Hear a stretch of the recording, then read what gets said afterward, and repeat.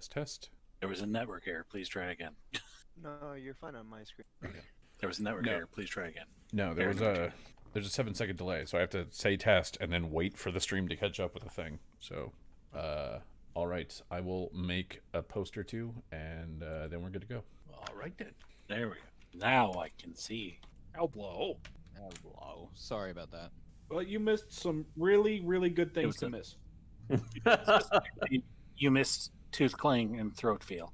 You know, that's okay. I think I'm kind of glad I missed those. You're fucking better off. Yeah, Trust it me, like- sounds it. Everyone else took psychic damage. I just kind of gained experience. I'm really glad I mean, anything that makes Mike better, is inherently bad. I didn't say it made me better. It just made me gain experience. Is it because Mike is like an eldritch abomination?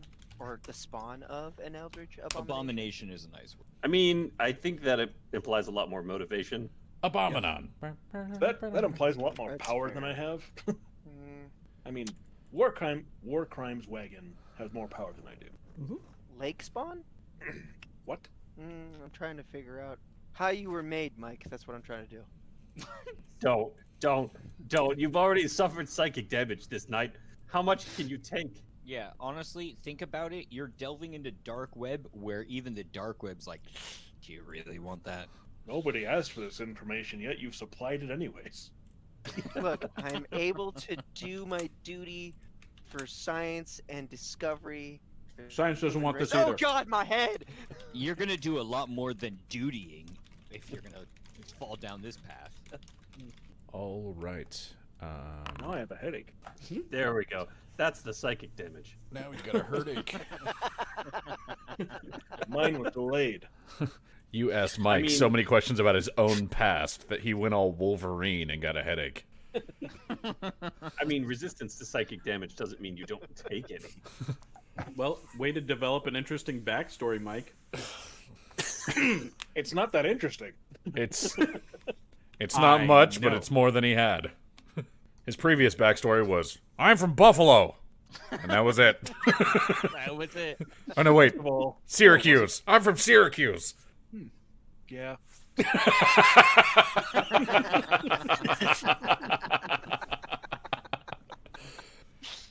Yeah. Yeah. Oh, did I tell you guys what happened in my Witcher game last night? I think I posted it in the channel, but I'm not sure. I haven't been. Okay, so here's what happened. I was running a group of Nilfgaardian knights and archers who were chasing my PCs, and the Nilfgaardians had one mage.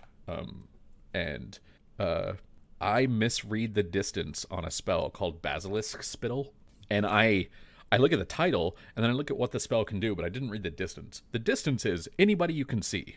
Like, whatever the sun touches, Simba, that is what you can spittle on. And instead, I had this mage ride his horse right up to, like, the prime fighter of the group and use Basilisk Spittle on him, and the spell worked, and he spit on the dude, and then what it does is it, like, dissolves his armor. So his armor takes a ton of damage. And then on that dude's turn, he goes, well, I have my flail, and my flail has entangle on it. So I'm gonna hit the mage around the sort of necular region and just wrap the flail around his neck. And I was like, all right, cool. And he did. And then he was like, and then I gun the horse, just like, yeah. And he just pulls the mage off his horse and just starts dragging him along behind his, the fighter's horse. And so the mage can't cast spells on his next turn. He's just busy trying to, like, live and get free. And then he manages, like, just barely manages to get free. And I was like, okay, he's free. And then the other mage that the PCs have cast Hush on him, which Hush removes your ability to talk. And the first time it didn't work. Like, the mage made the save, and he goes, all right, I'm just going to cast Hush again. And the second time, he critically succeeds, which means I don't even get to make a save. It just critically works. Like, that's what criticals mean in Zweihander, is, like, the other dude doesn't get to try to defend. Hey, John Ark. Yeah. Can you kick whoever's playing Lumio instead of me? Sure. I'd love to do that. I'm going to kick that player. Now you can log in as Lumio. Yeah. I see that Ringer wasn't selected, so I was like, it's got to be Mike. So that was me. Yeah. My abilities have changed, but I'll go with it. God damn it, Mike. I accept my new fate. I guess I'm gonna punch him with my staff. It sounds improvised. It does 1 point of damage. Oh, that doesn't seem improvised. Oh wait, I meant my Something's brain. wrong here. Oh, okay. But yeah, so he critically silences the Nilfgaardian mage. While they're doing this, they have been like shooting the Nilfgaardians in the eyes with like pinpoint shots and knocking them off horses and stuff like that. And it was the exact opposite of this game the last couple of weeks. The dice were so clearly with the players.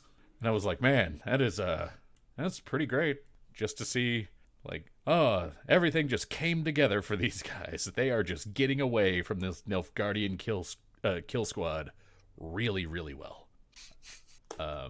Yeah, so fun times. That's great. John It's is really fun. telling us this story so that when our dice do what they inevitably do, we'll know what joy feels like, just distantly. I don't From a Tangentially. distance. I don't No. care He needs what us to see the high point so that we sink deeper into the mire. Exactly. That is Correct. exactly what Look, he wants to look, happen. He I wants don't us to know care what. your dice do. If they do well, that's fantastic. If they do poorly, that's hilarious. Either way, the story still happens. It's just that sometimes the story is like a really, really bad cop movie, and sometimes the story is like a cool action movie. Yeah. It's just that, like, you know how Batman always has that 3-issue arc where he, like, fails a lot, and then he trains a lot, and then he, like, gets good at the end? Nope. You guys No. need to get out of that first issue. Desperately. I don't read Batman. I will be right back. Yeah, they're pretty boring. And the billionaire who drops down from a 30-story building to break some dude's arm and then, like, goes, I've saved the day, and then, like, zooms off is like, yeah, you suck. The one time I've seen Bruce Wayne do, like, actual philanthropist stuff is when he contacted all of Black Mask's staff, and he was like, I, Batman, have made a deal with Wayne Industries to get you all a job paying at least as much as you're making from Black Mask, with none of this whole like criminal risk thing. Leave right now, show up tomorrow, and you can actually work and not hurt people and all of this stuff. And Black Mask is like, that'll never work. And then all of his dudes just left.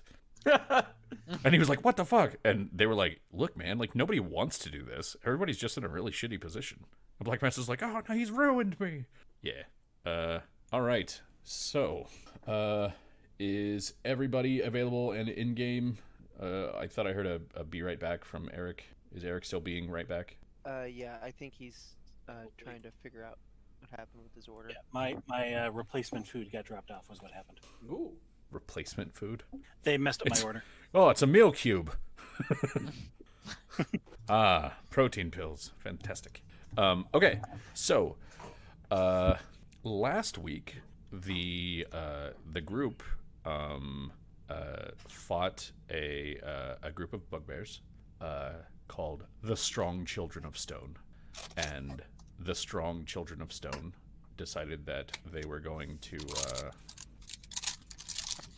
Eric, you're killing me. The Strong Children of Stone are basically raiding because the humans have made the mountain mad, and if the mountain doesn't provide, because of the humans making the mountain mad, then they will just steal from all the humans. And it should be noted that to them, they straight up called Sharut a traitor for working with the humans who made the mountain mad. And they also called, I believe, Lumio a human. So Many times. they're pretty Smart. yeah. On top of it. They don't really care about the fact that one of you is the short furry human and the other one is like the slightly less short, slightly more furry human. Like, you're all just humans to them. And you guys basically convinced them to stop fighting you because they were taking losses, and they said that they'd let you pass. And then you got to this town right here called Charon, and the town of Charon is a very small town feel with those sort of like small town prejudices against outsiders. They don't really like anybody who's not from Charon, but they're on a road, and the road is pretty busy. So there's like at least one inn that caters to outsiders, and there's a couple of shops that sell some magical trinkets. I believe Sharut had a nice conversation with a charming lad named Vorgi, and Lumio had a conversation with the old innkeep, or not innkeep, the old magic item dealer, a guy named Curlet, and I think, what was it? Oh, Ringer got to play some hoop ring with Zinna, who plays hoop ring like to win. It's basically like, we're gonna stab this hoop ring into the top of that tree, and you better be able to put this rock through that ring while you're doing a backflip, sort of shit. So basically, Every time you don't, you take a drink. and every time you don't, you take a drink, which makes it harder to put the rock through the hoop. So you keep taking a drink, and then somebody's got to climb the tree to get the hoop ring out. And yeah, and then everybody just sort of like chilled out at the inn and went to bed, and then woke up in the morning. I believe when we left off, Lumio took Dandrin to the magic item shop to look at the wand. And Dandrin verified that, yes, this actually is an eternal wand of bless, but also that, no, you couldn't afford it right now. So, All those things exactly as I remember them. Yerp. And so, we will start back in Charon, and we will activate this scene. Yay. For Delian, so that you know, it is the inn that everybody's in is right here. I can't. Really? Your figure's on the board? Yeah. Okay, cool. The big question I had was basically, was there anything that anyone wanted to do before you like left the town? And I believe Zeract, you were going to show how you work to Ashless. That's correct. Okay. And so yeah, how do you go about that? Well, at this stage, Verbose is not bound anymore, and Zeract is starting to realize that this was maybe a stupid idea. Okay. But also, she said that was a thing she was going to do, so she's going to just kind of own up to it and do it anyway. Okay. So when she, because you guys actually have rooms and they don't, so when she shows up knocking on your door in the morning, and Zeract is bedraggled, like hair's not in place, eyes are kind of smudged and tired, bags underneath. She doesn't look like she's thrilled with this idea, and the door opens and she's just like, all right, okay, get in here, let's do it. all right, yeah. And she goes into your room. Zeract clears a bunch of stuff off the floor, making space to draw Verbosa's symbol, and says, right, so look, this is ultimately, I'm borrowing power in a way that I don't know that you necessarily do, but you seem to have an eye for things, so take a look at this while I'm putting it together, and then let me know if you have any questions. And then she'll commence to draw the symbol. Let me find there we go, here's my spirits. Now I believe this is currently at a -5, because the moon is dark. Which moon is Verbose? Theray, Yeah, let's see. We're on the 27th, right? Yeah. So, 1 second here. She is Ron and Thelanis. So Thelanis, that's it. Yeah. 4 Thelanis. Yes, I believe that's what we worked out here. So, Okay. No, wait. It's not a new moon. It's a waxing moon. So it was at a -2. Okay. That's actually not as bad. And I do have the constitution to perform her ceremony in a single breath. The ceremony is recounting the detail of my life from the previous day, which Zeract is going to take a couple of deep breaths and then suck in a real strong one and try and get that done. Just. So I woke up and I did this. Yeah, exactly that. Okay. Kind of as quickly as possible. So this diplomacy check will be even, and the DC is 19. So Yeah. Go ahead and roll it. Yep, that is a bad pact. Once again, bad pact. So basically, you just you take on the physical sign and the personality, right? Yep. Okay. So like as she's watching, your hair just kind of like becomes replaced with these vines and thorns and like flower petals. And Zeract, who was all like gloomy and just before, just sits up smiling. Yeah, just happy with the day. Everything's great. What a wonderful morning it is. All right. Oh, I moved the wrong person. I moved Zinna, not Ashlis. So Ashlis goes, well, it definitely does seem strange that would be how you would do your magic. Does it last? Oh, for at least here, for at least a day.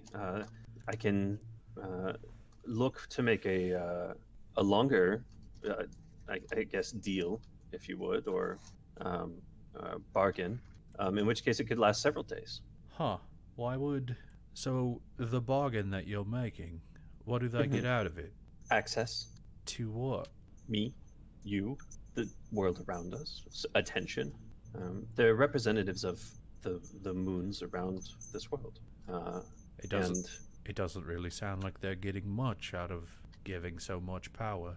When all you are is power, and you don't have much else than that, then something that's new might bear inordinate weight. So all they are is power.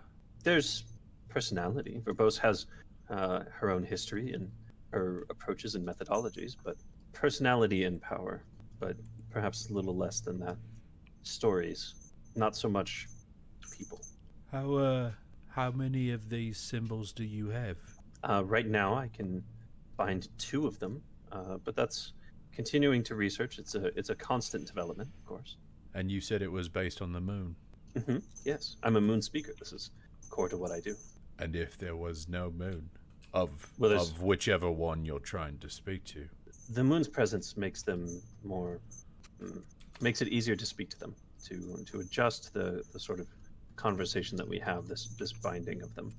Without the moon, if there's not, and then at this point, Zeract pauses, and she's like, "I think I know what you're getting at here, and I'm not interested in that." In what? If one were to lack a moon, perhaps they might still be contactable, but the only moons that don't exist anymore aren't ones that I'm necessarily interested in conversing with. Oh, I was just wondering more like, if they're linked to a moon and that moon is new, then does that mean that you can't talk to them because they, like, went home and took their house with them? It's more like they're distant. Not that we can't necessarily communicate, just that it's harder to do so.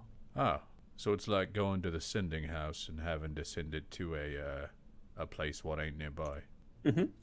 Very, very much like that, yes. All right. Well, it all seems quite complicated and not like something they'd teach in school.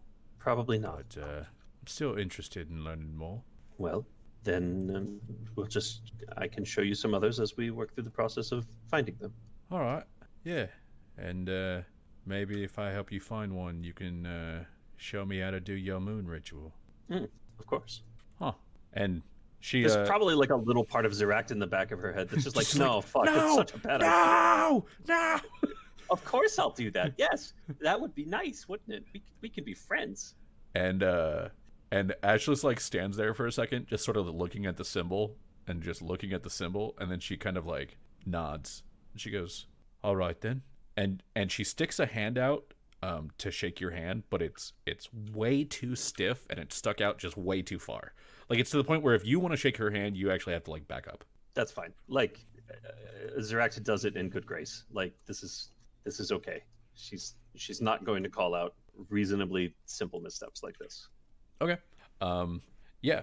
And then Ashley says, "All right, well, I'll see you at breakfast."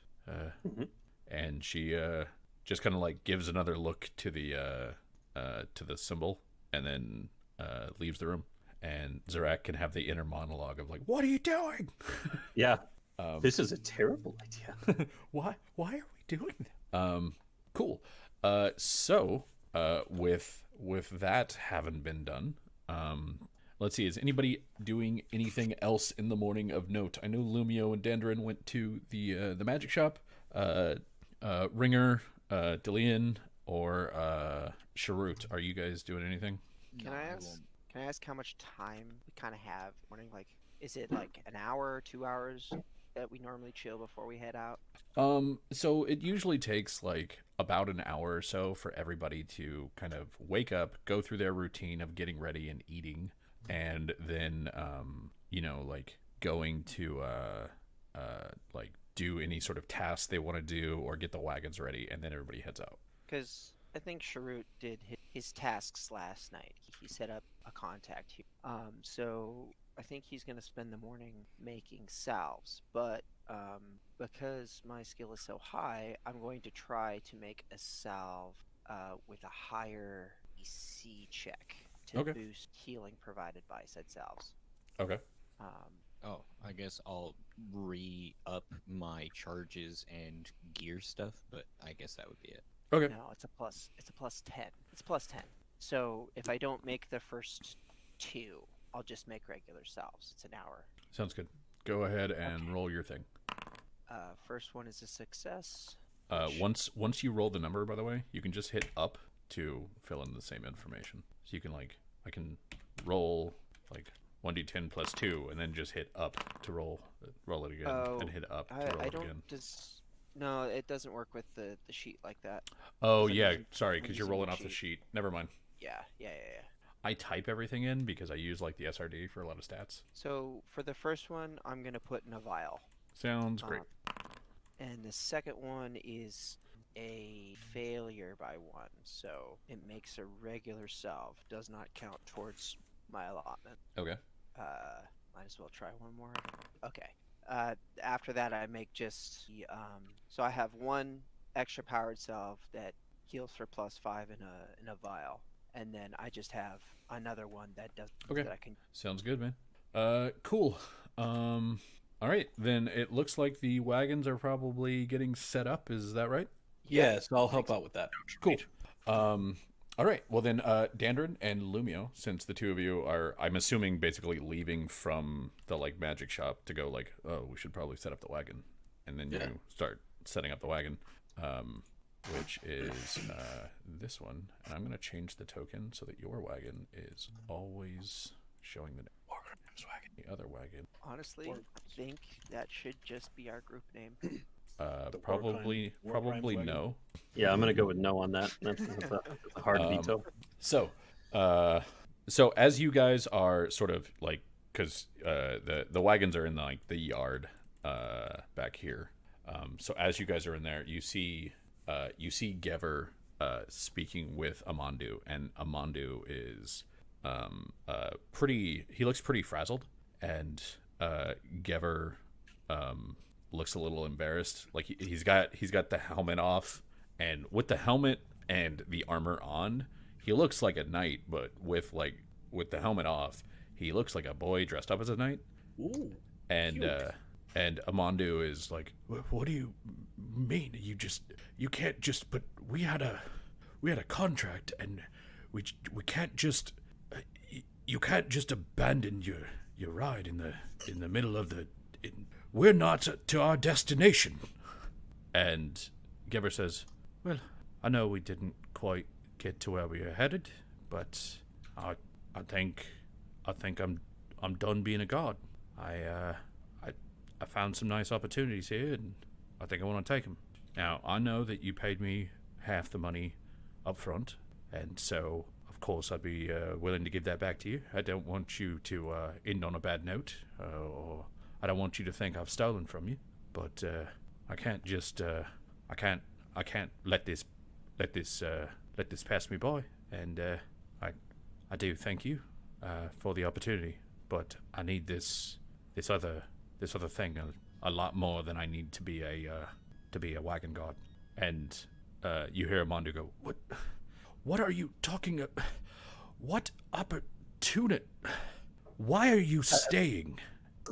And Gever goes, well, I met a right nice girl last night, and Well, just this morning, I went and got all introduced to her family, and I've been taken to me. Said that they need a couple more hands on the farm, and she seemed to be excited at the prospect. I'm gonna see where it goes.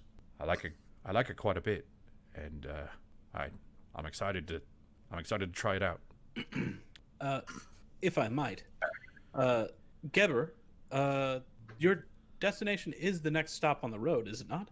The end of your contract? Well, it's Star Alaska, so Am I thinking of well, too far away? so you would assume that their contract would be to get Imandu to Star Alaska, because that's where Imandu's going. Yeah. You guys are trying to get to Star Alaska and then come back. So Yeah. the next city is Exile, and then the city after that is Star Alaska. Yeah. But anyway, then to let me rephrase, your destination, the end of your contract, is a few days' travel away. You are aware that the rest of this party plans to return this way, are you not? I know that you guys plan to return, but I'm not part of your group. I was hired by Amandu, and Fair enough. my contract's with we- him, and it's the contract with him what I'm breaking. True. And I am offering you an alternative that may be interesting to you. We plan to return this way shortly after arriving in Stars class. That just didn't come out right. That sure was a place name. Yeah. Place Short- name. Shortly after arriving, it's Thorlathker. That's the local pronunciation I've been told by a jerk. And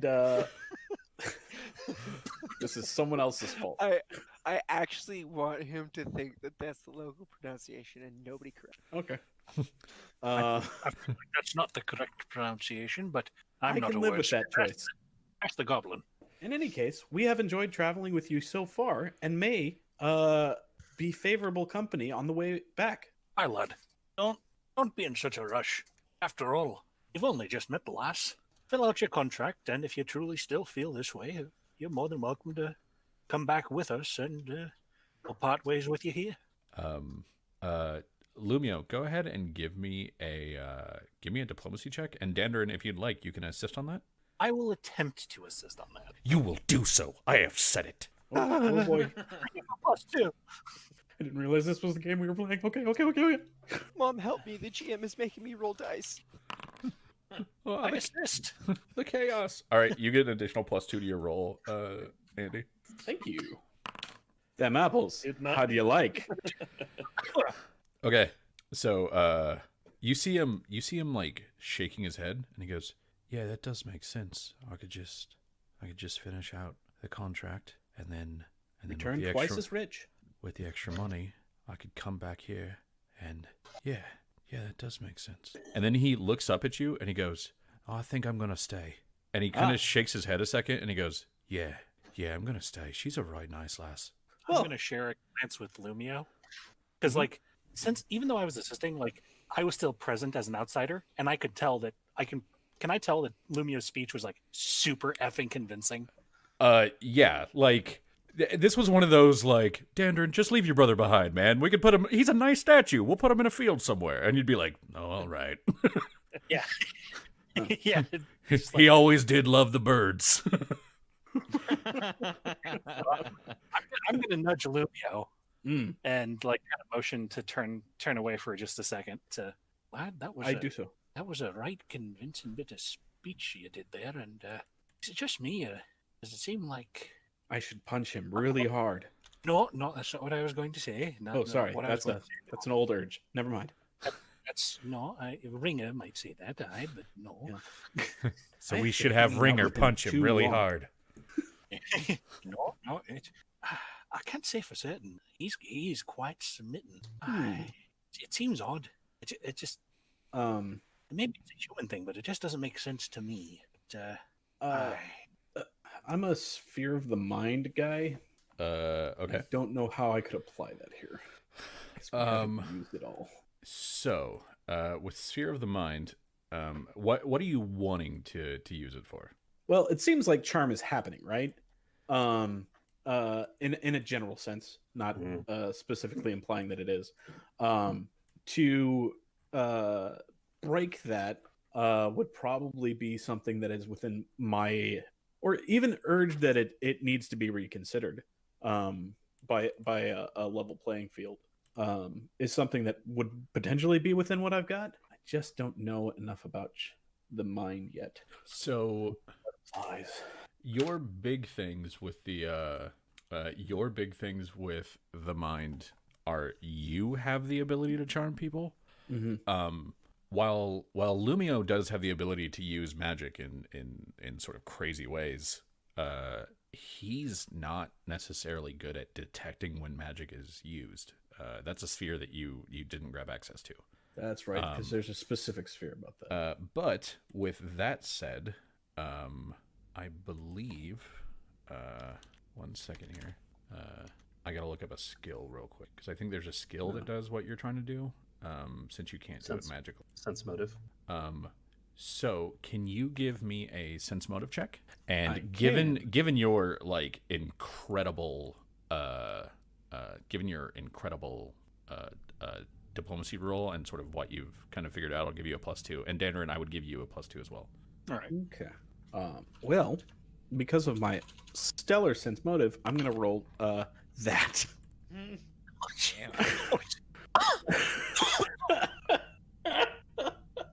forgot the +2, but Must be that's some right. girl. You look at him and just kind of give him a thumbs up, and he goes, "Yeah," and he just gives you a thumbs up. Yeah, Dandarin, you're not picking up any kind of emotion or anything. Like it seems like he's a young kid in love. I'll just shake my head and just mutter back. Fleshies. Well, we tried. Still, it doesn't make sense to me. Then again, you are very short-lived and will die likely before you reach the age I am right now. Good luck to you. Love it. Fucking phenomenal. And then he did. And then, yeah, I'll just be like, come on, Lumio, we've got some more wagon business. Oh, right. Okay. And so as you two leave, Gever goes back to arguing with Amandu, as Amandu is kind of like putting the tack and saddle on his horses. So for the rest of you, I don't believe there was anything that you wanted to do in the morning, correct? I mean, I have a question about Ringer. Which field did he wake up in? Oh, from your night with Zena? Yeah. I'm gonna imagine that it's actually going to be that you guys didn't stray too far from the inn, so it's not that you guys like woke up in a field, but it's more like right here, like this spot, like next to it. The tree that you fell out of. With like you at the base of the tree and her sort of like hanging over one limb, with her own limbs just kind of dangling. And so like you get woken up when she finally like pulls the hoopstone ring out of the tree and kind of like drops it in your lap. Rocking it. Got one. And she's like, huh, fuck, I think that means you won. And if I don't get breakfast, I'm gonna hurl. And when I get breakfast, I think I might. Well, time for breakfast. Don't eat any mushrooms. I'm telling you, there's nothing wrong with mushrooms. You haven't seen the things I've seen. You haven't seen. You don't know.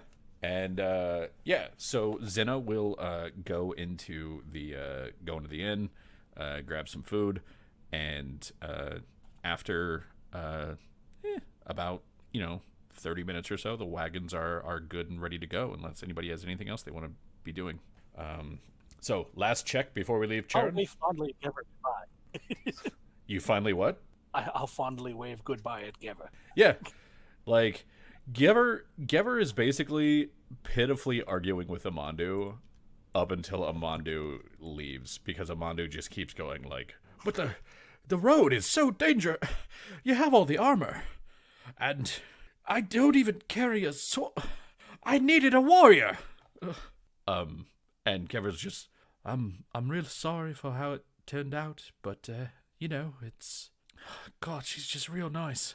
And so sort of the the last thing that you see happen before Gever kind of like leaves the wagon is he reaches up with a small pouch of coins, and he hands it to Amandu, and then he just kind of like walks away.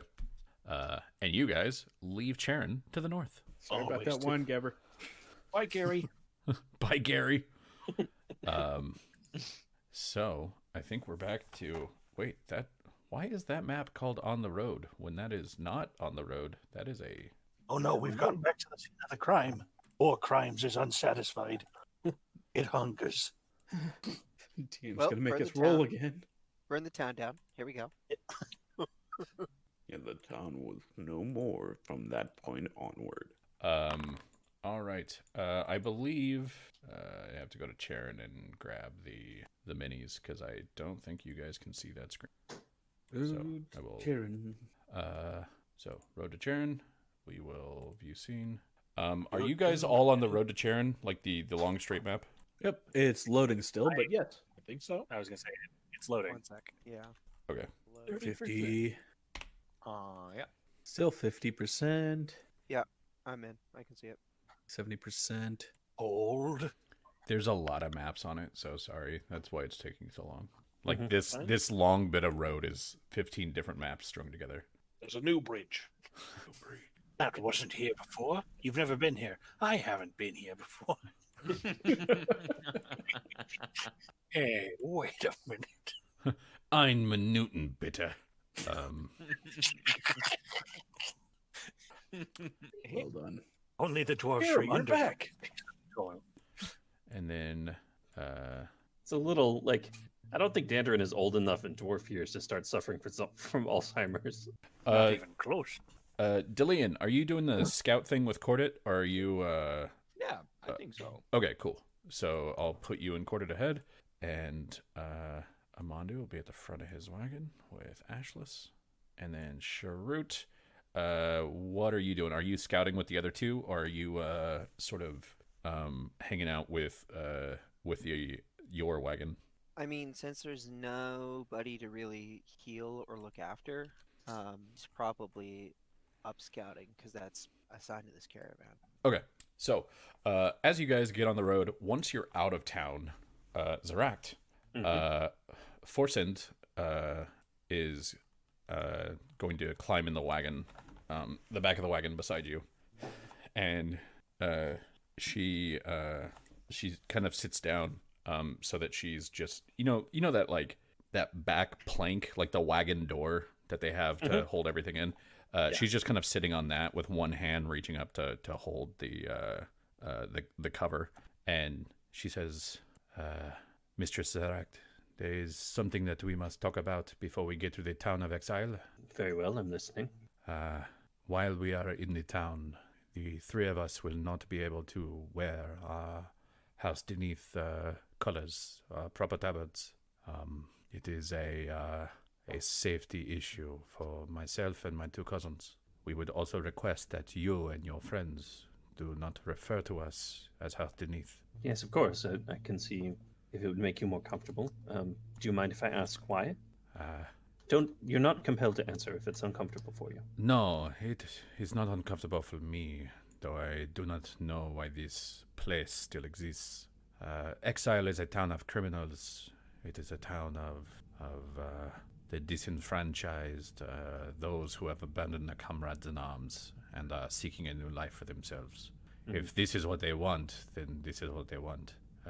The problem with this is that for many of them, warrants are still out in various countries, and the only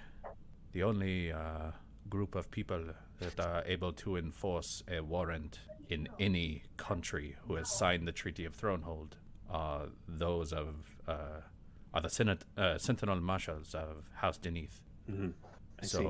In the last few years, the population of Exile has begun to consider all members of House Beneath as Sentinel Marshals. Were we to walk through with a proper regiment of 20 or 30 well armed, we could wear our shields emblazoned and our tabards out in the open.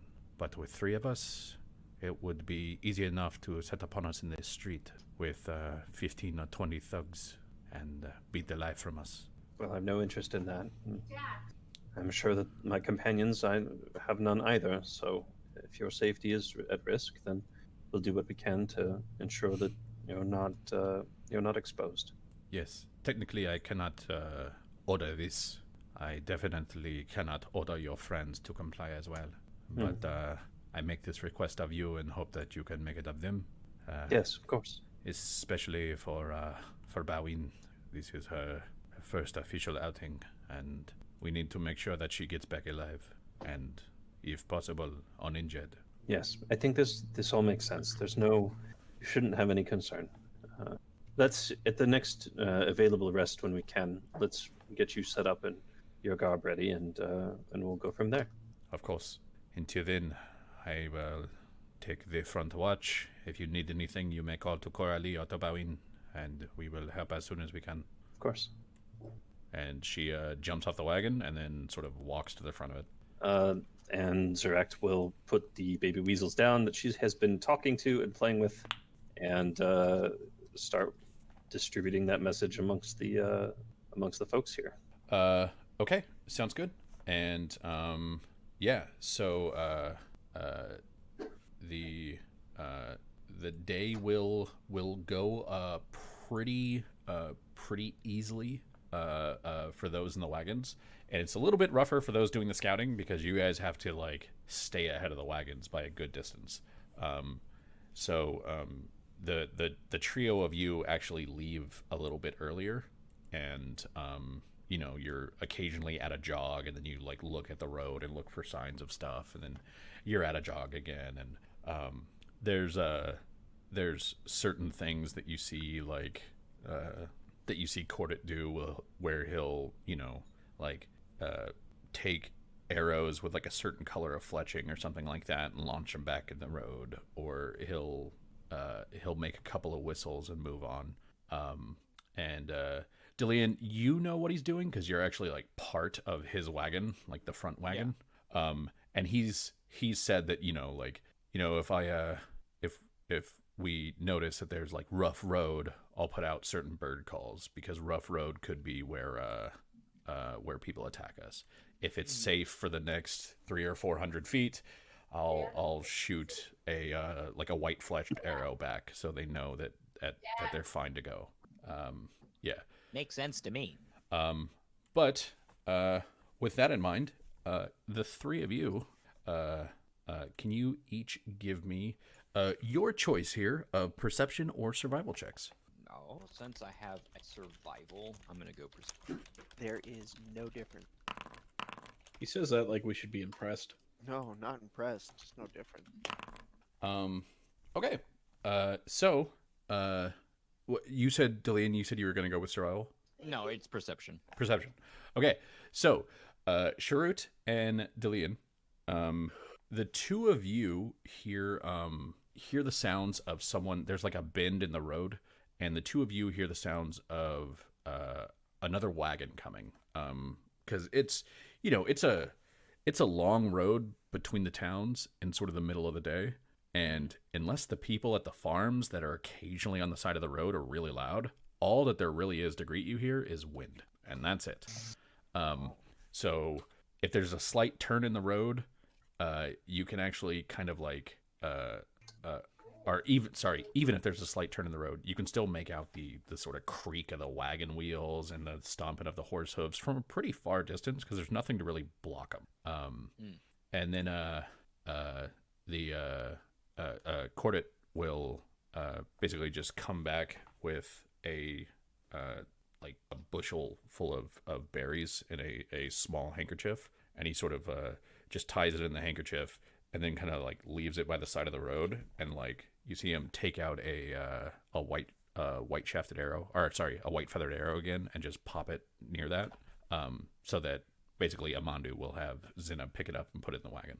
So with the wagon that you hear coming, are the two of you doing anything of note or just kind of carrying on? I'll probably like get because I'm assuming we're not just staying on the road. Try to maybe go a bit wider of a berth just to, I don't know, cover a bit more ground than I normally would. Okay. So basically just trying to get like a better sight of it. Yeah. Okay. Cool. Yeah, you're able to, man, I really, hold on. Let me see if I can find that other map, because I am annoyed that my on the road scene is not the scene that I wanted. Oh shit. I found it. I called it Encounter 1 instead of The Road. Ooh. Oh, Oh, right. Uh-oh. Oh no. Oh god. Oh jeez. No. Nah, Okay, so I'm going to all these, and the three of you are sort of up here-ish. Okay, so yeah, you start sneaking up and trying to get a better view of this wagon, and or not sneaking up, sorry, just moving up. And go ahead and give me an additional perception check, and based on that, there might be other rolls. very middle of the road, apparently. So what you see is a large wagon that's pulled by a team of drays. The wagon isn't cloth covered; it's actually like one of those big wooden box type wagons. And on the top there is just a pile of stuff. It's very clear that the reason that you were able to hear this wagon from like 200 or 300 feet away is because there are pots and pans hanging off it. There's like all of these bags and crates that are just tied down and strapped to it, and like not just strapped on top, but like strapped to the side of it, sort of thing. Yeah. And it just looks chaotic. And you see that it is currently being driven by a young human, looks to be a male, judging by the the long mustache and the lack of pointed ears, and sitting next to him is either a very dark green half-orc, like a half-orc who is mostly not half, like mostly orc, or just a standard orc. It's kind of hard to tell from this distance. Dude's very tusky. Dude has big green muscles. Yeah. But the two of them are mostly quiet. The wagon is making a ton of racket. So I guess anything by comparison would be quiet. Pretty much. Okay. They don't look. It's basically like a junker cart. That's kind of what it looks like, yeah. Then I guess I'll rally back and say it looks to be a junker cart, though that could just be a ruse. I think I've seen this happen before. Maybe.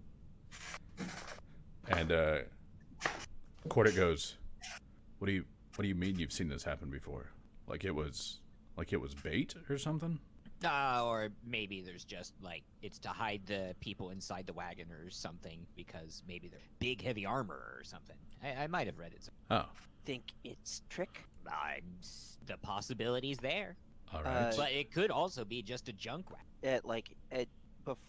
Before he gets, it could also be a junk wagon out of his mouth. Sharut kind of, immediately moves to the side of the road and starts checking for tracks of other scouts headed in the opposite direction. Okay. Go ahead and give me a roll. Survival, yeah? Mm-hmm. Okay. Jesus. Oh, very nice. So, you see a lot of tracks. It's a fairly busy road. This is the main road between New Seer and Star Lasker. So, and between, Exile and Charon for this particular stretch.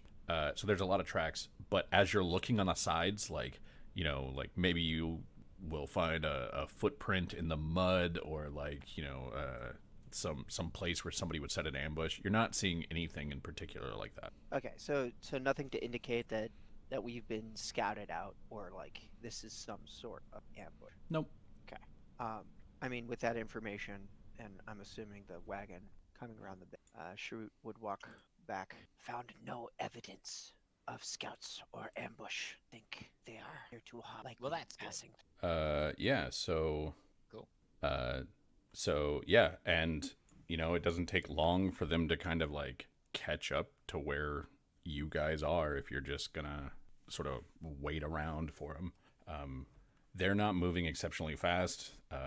They're just kind of, you know, going and going and going, and at some point they'll kind of like get to where you are, and the human will look over and kind of like, while he's not wearing a hat, he kind of like raises a hand to his head and tips one that doesn't exist.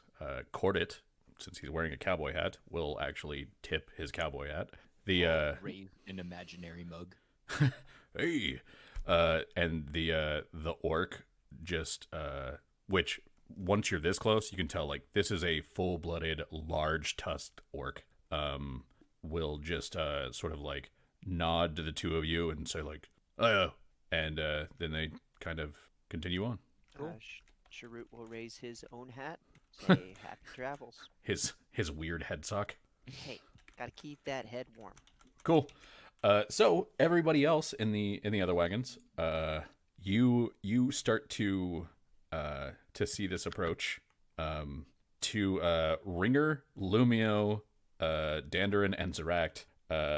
It's basically when you guys start to sort of like hear the rattling of the wagon that you hear 3 fairly loud clangs right nearby you, as all 3 of the House Deneth women just kind of like tilt their head forward real quick and slam a visor into place. And the wagon just kind of like trundles on. And yeah, for anybody that's looking at them, the human that's driving will tip a hat, and the orc will give a higher. Ringer will just make the same sound back up. Can you give me a bluff check? Sure. As they get close and the orc goes higher, and you go, hey there, and he goes, say higher, not hey there, say hey there. Oh, okay, my mistake. I was trying to say the same thing. And he just kind of let your words just flow out of you. Lumio says, yes, he does.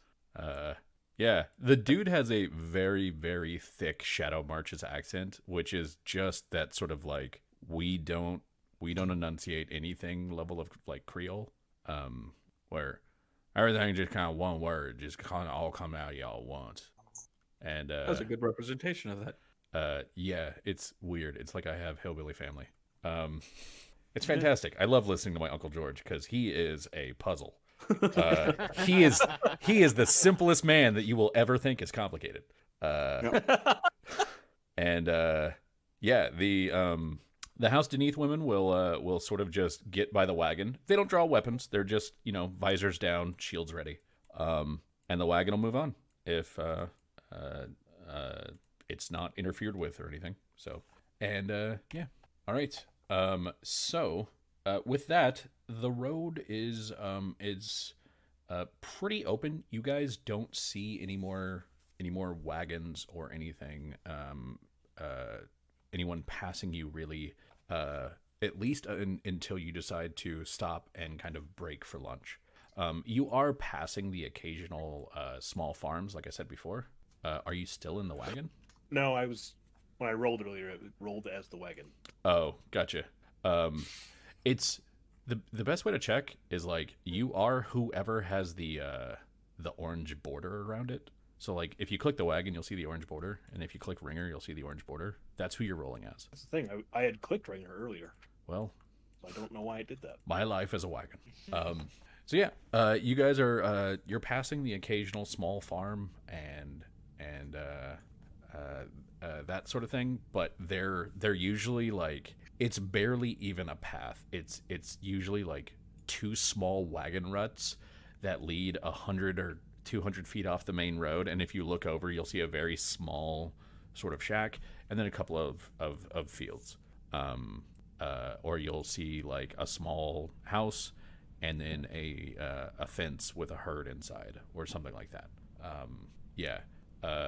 But yeah, eventually you guys will be able to kind of stop for lunch, and when you do, Zeract, you see the cousins will get out, and they will basically they have their house beneath, like this is an announcement that we are like officially house beneath bodyguards, like the tabard, and you see them.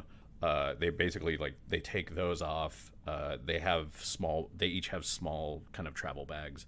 They roll them up and they put them in the bags at the bottom, and then they each take off a different tabard. The Four Sins is black, and Coralie's is black, and then Bowen's is like a very, very like light cerulean. And they also will they basically have like a shield cover. Essentially what you see is it's almost like a sheath for the shield that still allows the shield to be held. So it's just like a leather wrap that like connects to certain places in the back. And they all put those on. Like from in viewing those, is it pretty evident that they're disguises? Like, or are these common enough? Most people, so like the tabard probably like works, like because they're not showing any evidence of house beneath. Most people don't take that kind of don't put that kind of thing on a shield. Like shields usually don't get covered like that. Yeah. You've never seen somebody make like a brigandine shield. Shields are usually made of wood with an iron edge, and they're painted. Like that is the absolutely most common kind of shield. This is wood that has been nailed together or bolted together, and we painted it with a symbol. Gotcha. So the fact that they have that is a little weird. It's not the first time Zeract has ever seen it, considering that Zeract has like, you know, lived in a world that was ravaged by war for 100 years. But it's not common. Gotcha. Yeah, and so the group will have a nice lunch.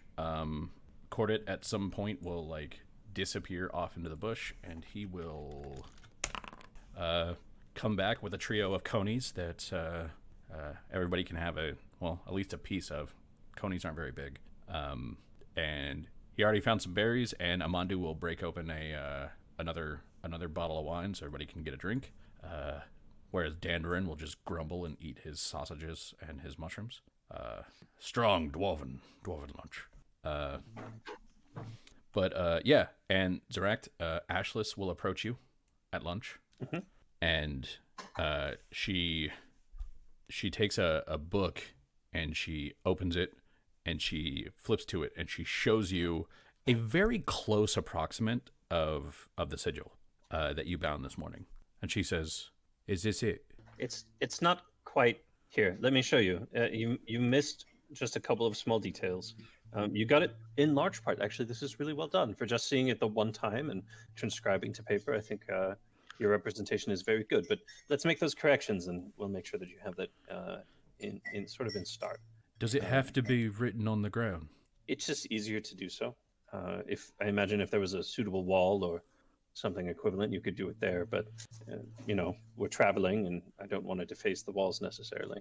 Oh, all right. The ground is often what we have. So okay. So then, if I was to try this, I would probably need some chalks. Yes. All right. Well, could you just do it with like a stick in the dirt? Yes. It wouldn't be as good, but chalk is. It's a little easier to make sure that you've got the images and the characters correct. They can be a little tricky, and so being able to outline them in white makes them much more visible and cuts down on mistakes. I don't like chalk. It leaves powder on my hands. A wet cloth generally will take care of that for you. So I would need a glove and chalk. Or a wet cloth. Huh. All right. And she will again do the I'm bad at handshakes thing, where it's just like, this is way too close, and Zeract has to like lean back to shake the hand. Zeract will just kind of like carefully and subtly correct that. Like, no, it's this way. Like, just kind of like push the arm back into a comfortable different distance. And yes, like this. This is how this works. Excellent. Everybody has full motion range of their arms. And she looks down and she goes, seems less formal. And then she just starts walking away. Dillian. Yep. When you're off making water, Fantastic. As you're finishing up, you turn around and you see Exile of Garenford behind you. Oh, hey there. How's it going? And he looks at you, and he's kind of like, he has that terrible pitted rusted knife that he carries, the thing that's, more shiv than dagger. Yeah. And he's kind of like, he's got it balanced on so that the point is on the pad of his left index finger, and he's just kind of spinning it. Mm-hmm. And he goes, "So what's your play here?" Well, you mean on the caravan, or if you're gonna stab me? Or, I was just peeing, so, the next action I would probably be taking, if none of those two are things, pull up my pants. Wait, is DeLeon like a full drop your pants to pee sort of dude? Well, if he was in the comfort of, not disturbed, yeah. Just in the middle of the woods, down to his ankles. I just want to be comfortable. Hey, you never know when all of a sudden you're like, that was a good, there's more. I'm going to assume your pants are up. No, I'm not. He goes, "Pull up your damn pants." Well, thanks. I'm really glad we did this. "I'm not going to stab you, but I can tell you're not like the rest of these." No. And neither are you. You have a rusty knife. You got 3 marked. 2 wizards. Wait, 3 wizards. You got Sirens. You got goblin refugees and dwarven aristocrats. And then there's you, a clear thief. Yeah. Apparently I'm that. So what's the play then? Oh, do you really want to know, or do you want me to lie? What a fucking question. How about you start with the truth and we go from there? All right. Are you going to stab me if I tell you the truth? I don't plan on stabbing you. Okay. Well, since you seem like a very trustworthy sort with your rusty knife and overall demeanor, I'll tell you. I want a rock from a dead dwarf. Huh. The one in the crate. Is that what's in there? That's what I heard was in there. Yeah, that's what I want. Yeah. What's your play? Obviously, much like myself, you're a bit of an oddball. Oh, and he goes, "Me? Get paid for doing half the job." Original. Like it. And he's done nothing. He doesn't help with the wagons. He's always riding in the wagons. He's done jack all, dude. Yeah, he has done nothing. And he goes, "You been to Exile before?" A couple times, usually in passing. Most of my time was spent in Seer, but yeah, I've been there. Well, then you know that your lip won't be appreciated much in that city. Oh, trust me, I'm very much aware. That's why I'm getting it out now. Well, it's not really appreciated much here either. I can tell by the way you're spinning that rusty. And there's a smith on the other cart, He could probably show. I guarantee you, he couldn't. Okay. Andrin feels this intense challenge to his core. If I help you get your rock, Or somewhere, still a dwarf. I help you get your rock. You split the pay. I'm fine with that. Yeah, sure. I get off in Exile. So, That's very funny, Exile, that you get off in Exile. Just, I really needed to point it out. It's been bugging me the whole way. And you just see this dude, kind of hang his head and go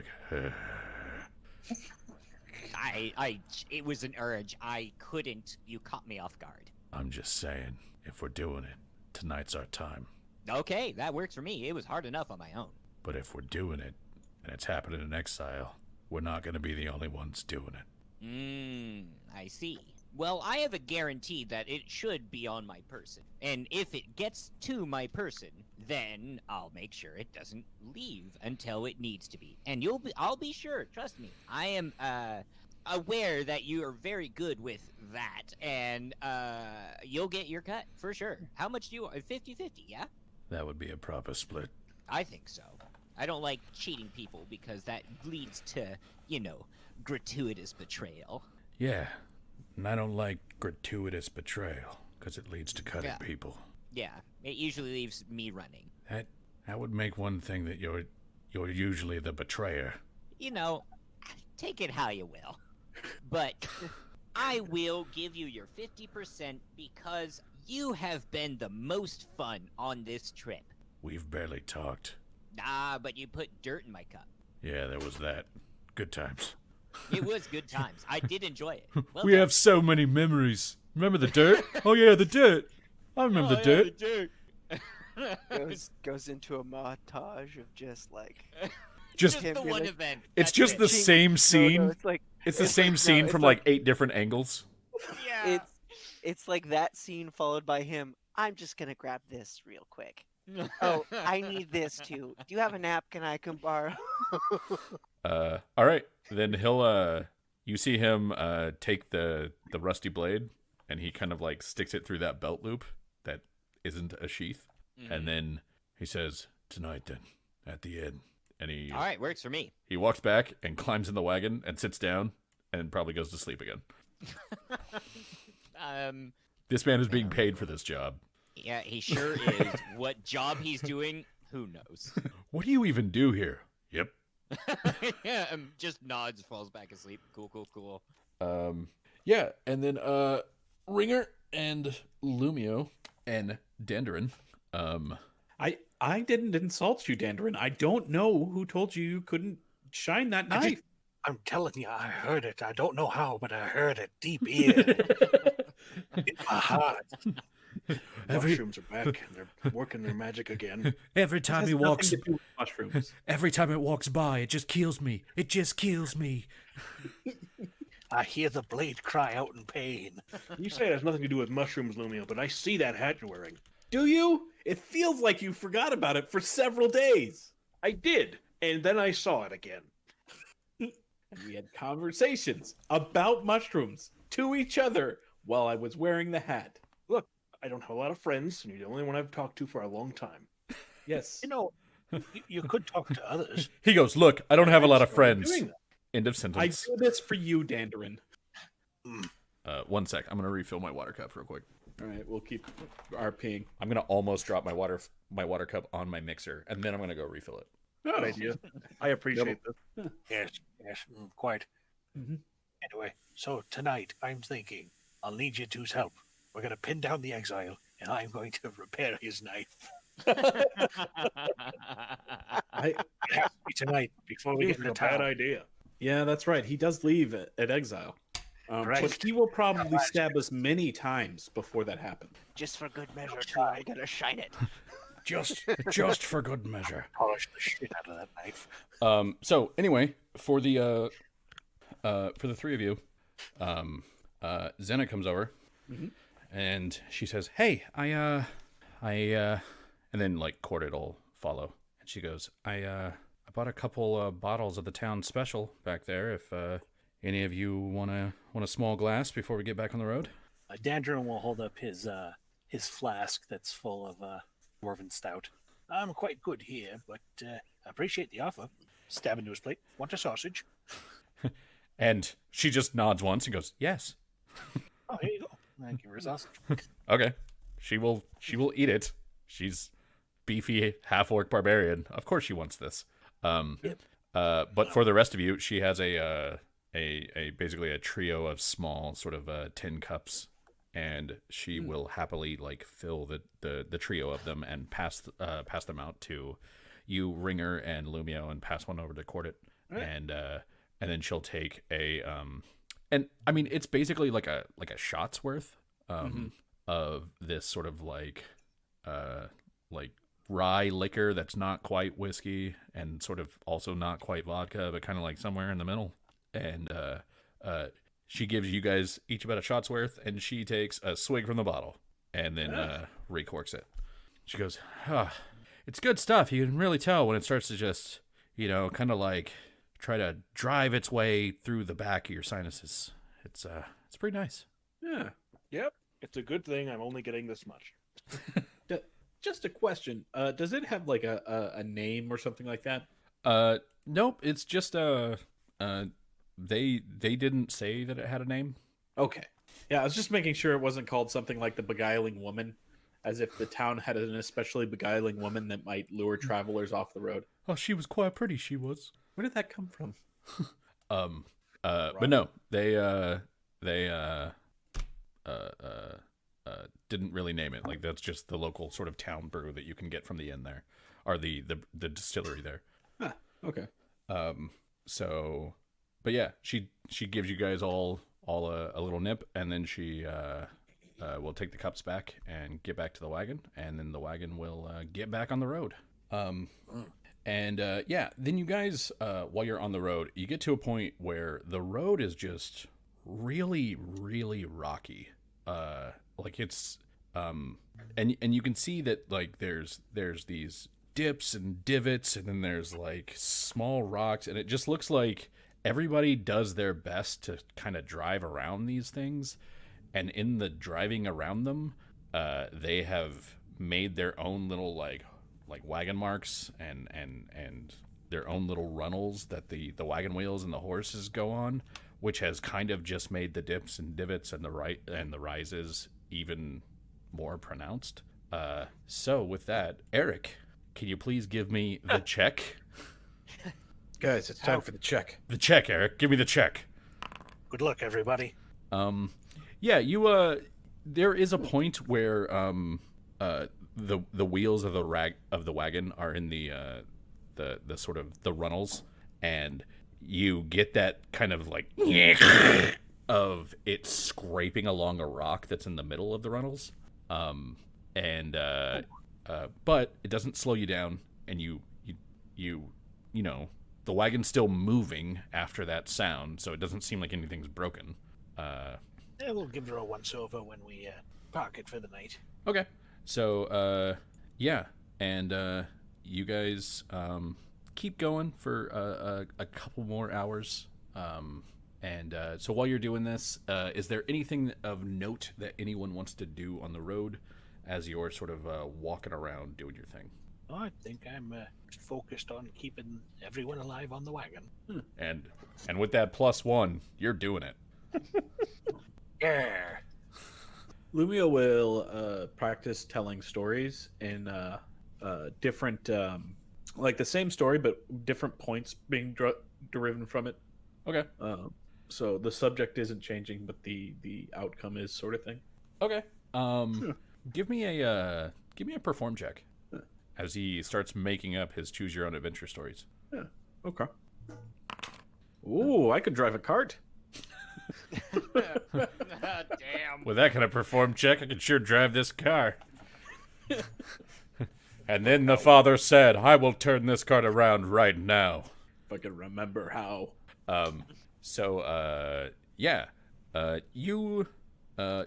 You're this is your first time really like trying to just entertain or learn how to entertain, and it's not terrible. You're clearly not practiced, and you don't have much in the way of stories. Yep. So at this point, it's sort of like it's like one of those things where like you're playing, like when you play a game with a kid, where the kid's making up the rules, and then just start making up different rules. It's very clear that you are giving it your best shot, and you have no idea what you're doing. Yeah. And while you're doing it though, Zinna will listen in rapt attention to the storytelling robot man. Hey, that's me. And then I said to him, wrecked him, damn near killed him. And this is where you laugh. That's what he says too. And this is where you laugh. So yeah, there is a point where you guys can start to see the buildings of Exile off in the distance.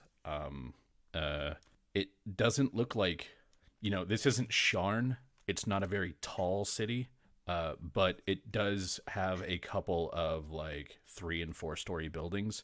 And considering that for the most part, you guys are on the plains of Brayland, there is you are able to see it from pretty far away. So you're able to kind of make out the buildings from a point where you're probably still anywhere from 2 hours to 90 minutes out. So it's at this point 4-ish in the afternoon, and you haven't really encountered much going your way on the road because you guys have been sort of going the whole time. So unless they're trying to race past you, wouldn't really happen. But as you're getting closer and you're only about an hour from Exile. Delian and Sharut, who are at the front with Cordit, the three of you see what looks to be a quartet of riders coming towards you. They are all mounted on horses. They look armed, but it's like armored, but it's like a piecemeal armor.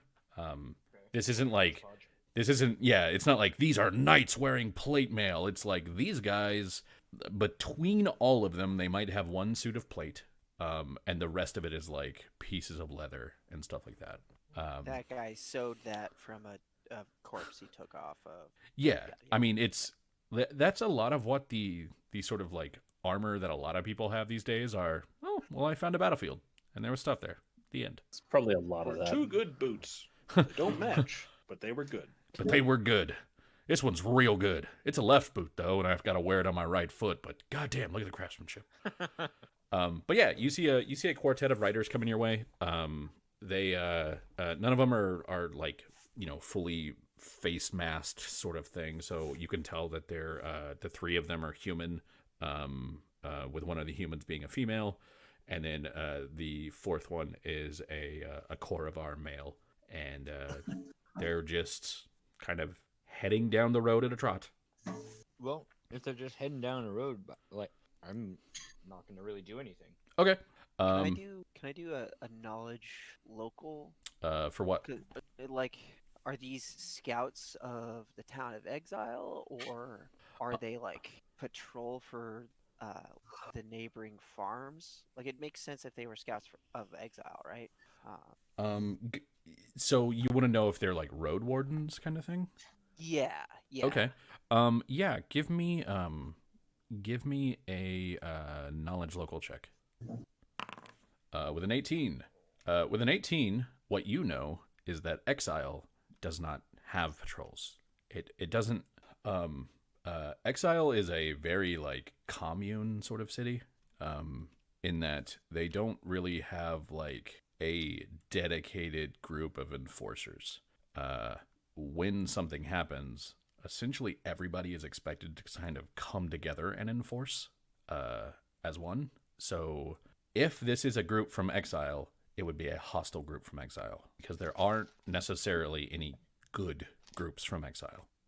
There's a Koravar, a female human, and the other two are human? Yeah, 2 male humans. I mean, Sharut will relay the information. The other scouts. Okay. And Cordic goes, "You think they mean to hurt us?" Possibly. Like If they're gonna, they're doing it really slowly. Still probably best address with numbers, yes? All right, then. Let's move back to the wagons. And he'll go back to the wagons to explain to Amandu that, there's a quartet of horsemen coming your guys' way. And Amandu will slow down the front wagon a bit so that it's more like close to the rear wagon. We'll join. Yeah.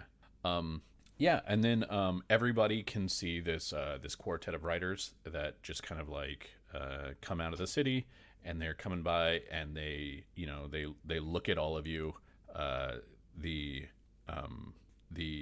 2 human males are just sort of scowling the whole time, but the female and the Koravar like give like slight smiles and a little nod as they go by, and it's a little awkward and predatory, because like they don't look like soldiers, they don't look like a patrol, and for Sharut and Delian, can the 2 of you give me sense motive checks?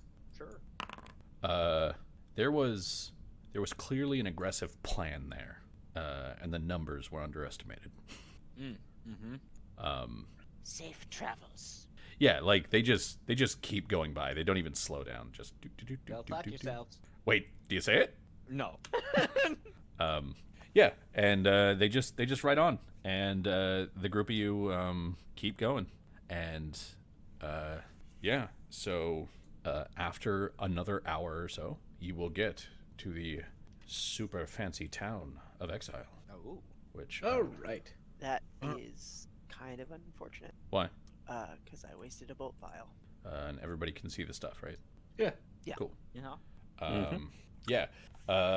And again, I will tell you all the things that you know about the town, just in case you forgot, because it's been a couple weeks. So, Exile is a town that is older than Starlasker to the north.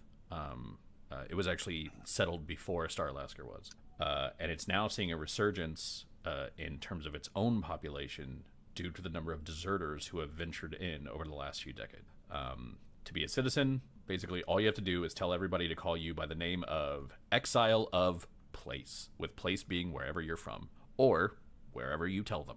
You don't have to tell them the right place. This means that there's like 100 to 200 people in town named things like Exile of Sharn, or like Exile of Seer, and that sort of thing. The town was nearly abandoned, but the recent resurgence over the last couple of decades has made it into something to be careful of. It is a terribly stupid thing for a bounty hunter or a senatorial marshal to attempt to capture or kill an exile in exile, as the entire town may rise up in their defense. It is a town built sort of on paranoia and respect. The stupid are warned to remain silent, or you might wake up dead. Yeah, Exile, for a town of its size, which, you know, it's not super small. It's a good 3-4 times the size of New Seer, at least in terms of like the sprawl of it. Is pretty quiet. Like this doesn't have the same sort of feel of a normal town that you've been to. There's not like, you know, a ton of like children running in the streets, and you don't hear people at their shops calling for people to come in and spend money or that sort of thing. You'll hear it occasionally, but it's not as prevalent as it is even in places like New Seer's Trade District. It is one of those towns where, like, you know how in World of Warcraft where you cross a line and then suddenly it's gloomy and it's cloudy all the time? It's like that, except it's not actually cloudy, it just feels like it. For those in the Dandrin wagon, you see the House Deneath women stand a little bit closer to the wagon as they're walking, and for Delian, who has been kind of bouncing back and forth between scouting ahead or being in the wagon, or scouting ahead or being in the wagon, you see that for basically the first time since this whole trip started, Exile of Garenfurt isn't asleep. He's just going to kind of sitting there, waiting, watching out the back. I'll probably join him. Just do cool. And so the group of you, if Dandrin, are you just following Amandu to where he's going? More or less, unless we had I had not been informed we had anywhere else in mind. So yeah. Okay, sounds good.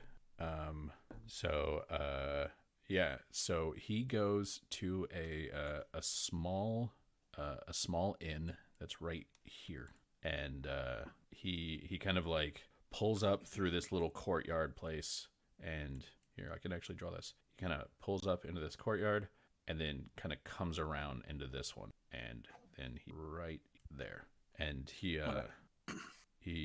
gets out of the wagon and he looks to you and he says, "Well, then I think we should start with the speak with the stable hand, and we should actually make sure that there's rooms enough for us. This is the only inn that I know of in town, and well, I wouldn't really want to go looking for another one somewhere else. Not the safest place, but not the worst. Not in this town." Well, let's be sure of it then, and I'll go in with him to handle that. Yeah. And I'll motion for Lumio to follow, but Sharut, lad. Yes. I want you to keep an eye on the wagon while we go in. This place is a bit seedier than others. I'll tap his nose. Just tap his nose for no reason. Yeah, the side of the nose. Shrewd would probably post up in like the back of the wagon so he could keep eyes on the crate and like stay out of sight, which is the wagon. Okay. I can roll stealth check if you want, or if it doesn't matter, no worries. Yeah, if you want to give me a stealth check, go ahead. So you're going in. Amandu's going in. Garenford's probably just going to stay in the back of the way. Ashlos would go in. Zena would go hang out with Lumio and Ringer. Cordit would probably go hang out with Lumio and Ringer. Oh, I did invite Lumio in to join with us so that he could use his talkie-talkie. Oh, never mind. Then Zena will just go talk with Ringer and try to engage the Deneath girls. Yeah, and I'll actually go in the building. Okay, so yeah, the three of you go into a building, and you're all fairly fresh to Eberron. So do you know what a Dragonhawk is? No. All right. The name sounds No. So I will show a picture of it. Hold on one sec. Let me find the picture of it. Oh God, it's hideous. Good God. That's a Dragonhawk right there. It's a big ass bird that's sort of like feathered, but also kind of partially scaled. Okay. Thanks for the link, Zena. They come in a variety of sizes. There's ones in the Mulgar Mountains that are a little bit smaller. They're usually like the size of like a big bird, like an eagle or something like that. There's ones in Aundair that are the size of giant eagles that can like carry a man into battle, and often do. Like a lot of the Aundarian mages will ride Dragonhawks into battle. This place, when you enter it, the main room of the place is this very sort of tall foyer, and stuffed in such a manner that it is spread almost as if crucified on the wall, is a very, very large Dragonhawk. It basically goes from like the middle of the first floor to the ceiling at the third. Wow, that's big. Mm-hmm. It is an impressive specimen, and So you go in. That's probably the thing that gets everybody's attention immediately, and the inn itself looks to be how can I put it? It's rustic, and it's kind of like dingy without really being like unclean. So it's just a little dark. It's not as well lit as it could be.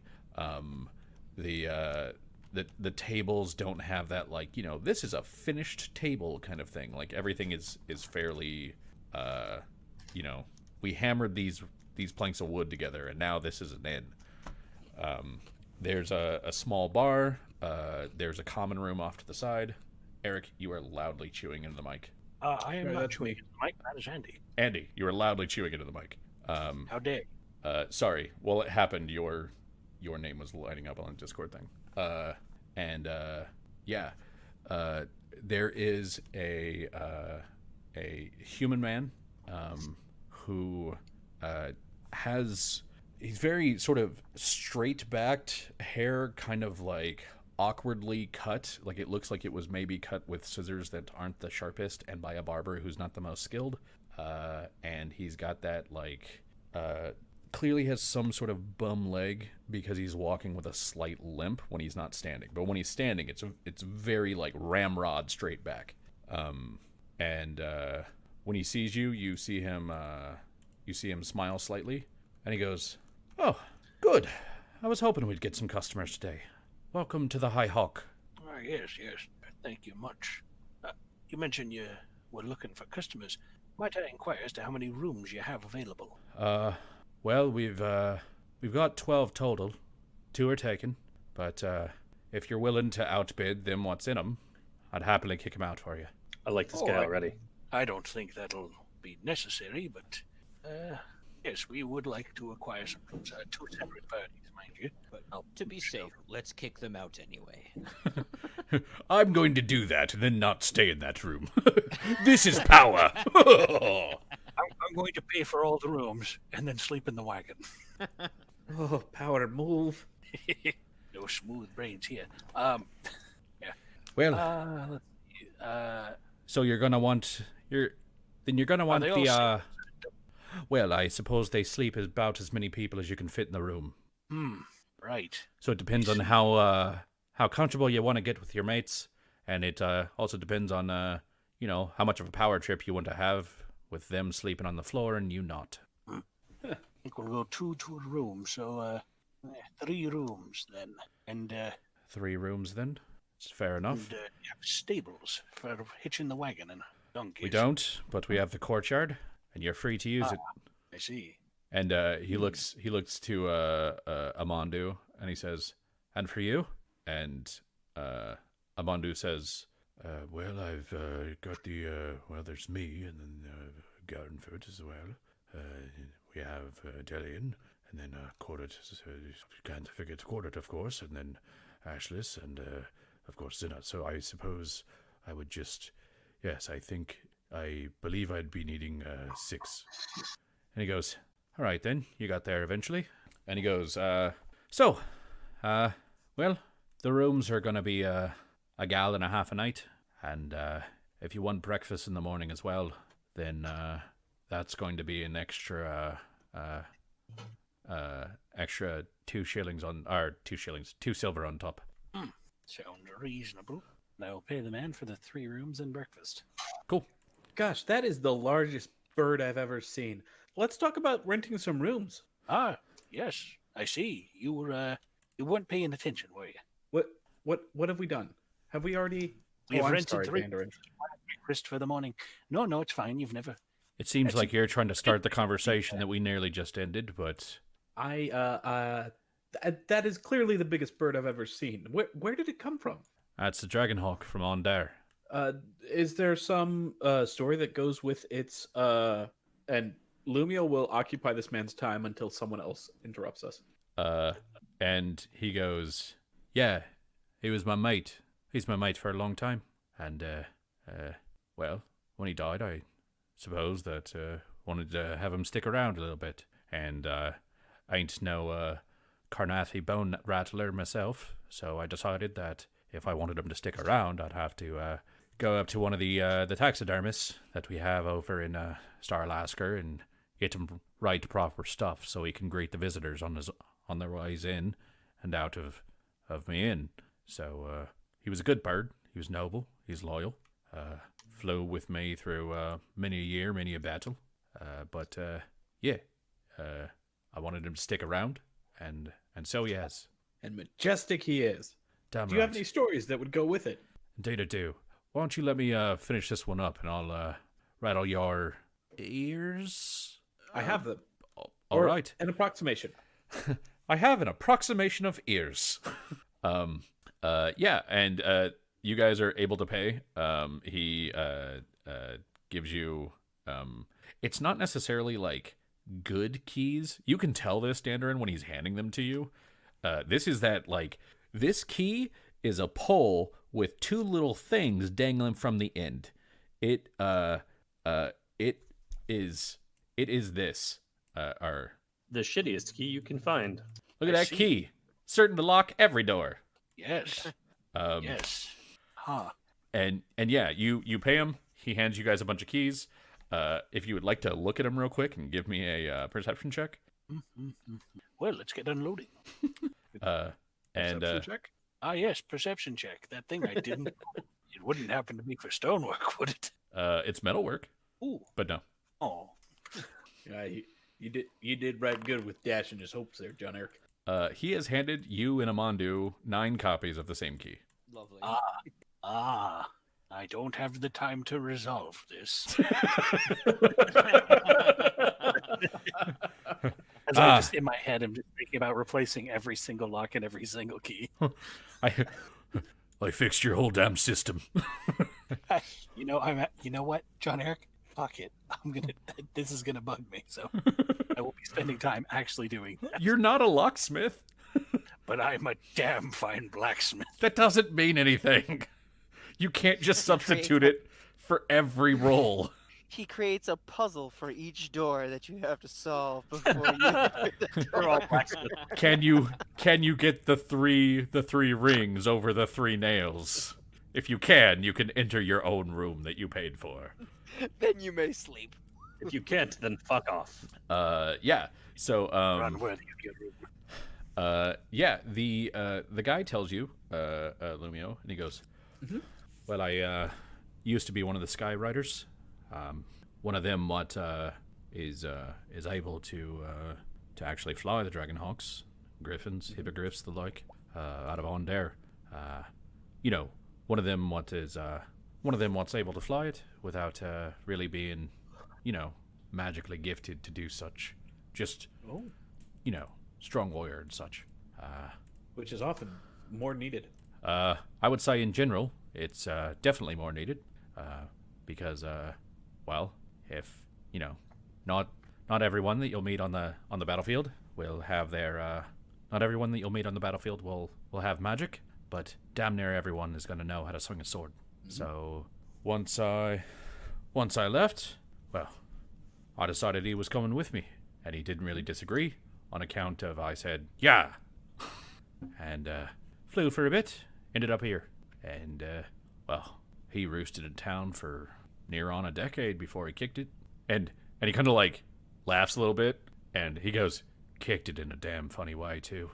Actually, like, he was perched up on the roof, see, and, died, and just, there was a bounty hunter in town looking for one across the way, and, the big lad here, he just up and fell on him.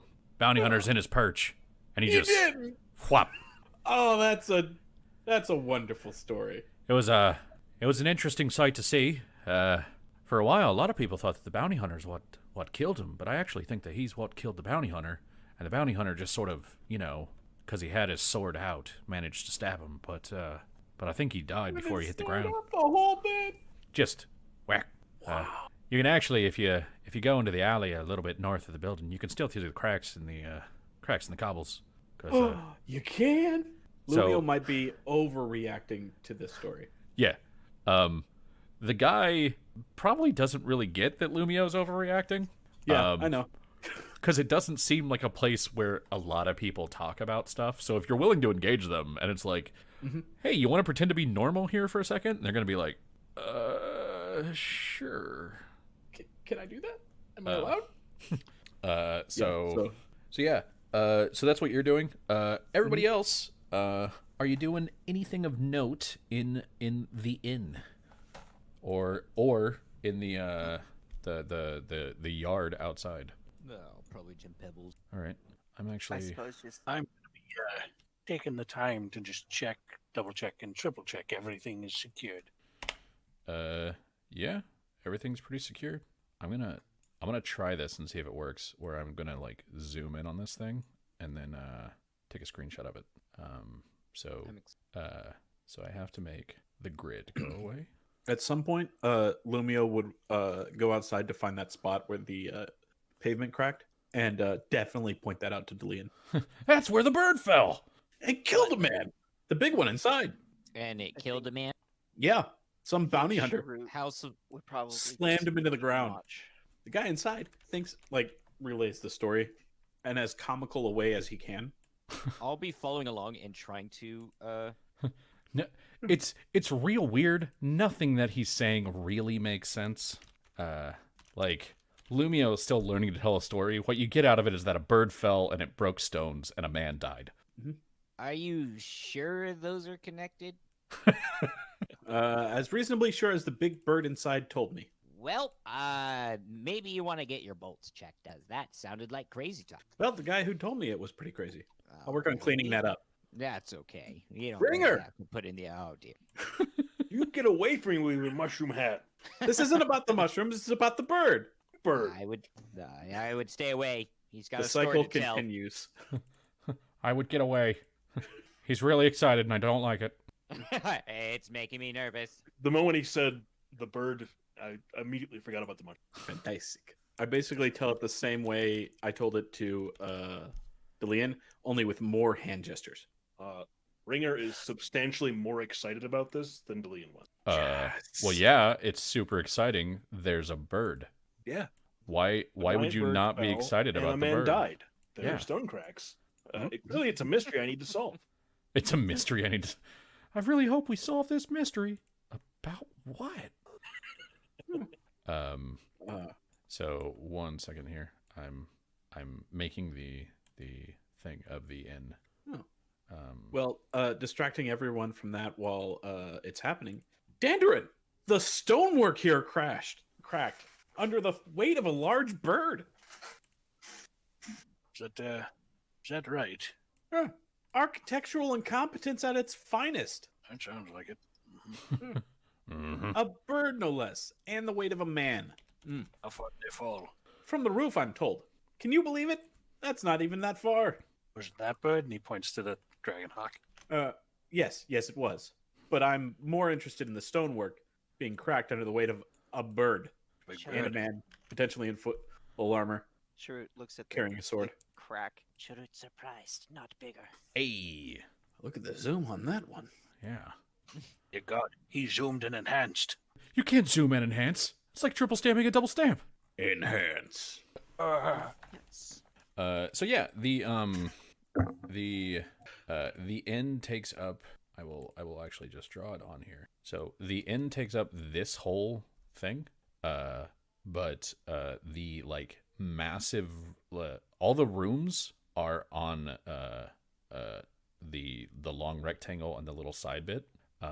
This separate piece is basically the one big room. It's like the 1 3-story like foyer that goes sort of, or not foyer, but like the 1 3-story open room that goes all the way to the top that the Dragonhawk's in. All your rooms are basically going to be in either of these sections over here. With that in mind, Exile is a pretty dangerous and exciting city. Are you guys going to go do lots of dangerous and exciting adventures, or what are you doing? Zerakt is going to set up bells in the wagon. Okay. I mean, Sounds good. Can you roll me a craft trap? Sure can. Pretty sure I don't actually have that skill. Well, it's a craft skill, so you could just roll it. It's good. I like it. You don't have to be good at craft to make things. You have to be good at craft to make good things. Okay, that totally worked. Unless you're Dandarin, in which case he just rolls profession, which is like making stuff through the power of business acumen. Yeah, that's how that works. I know what it's supposed to be, and I will it into existence. You ain't never met a blacksmith like me. I like the idea of Dandarin just yelling "stonks" and then things happen. Jesus.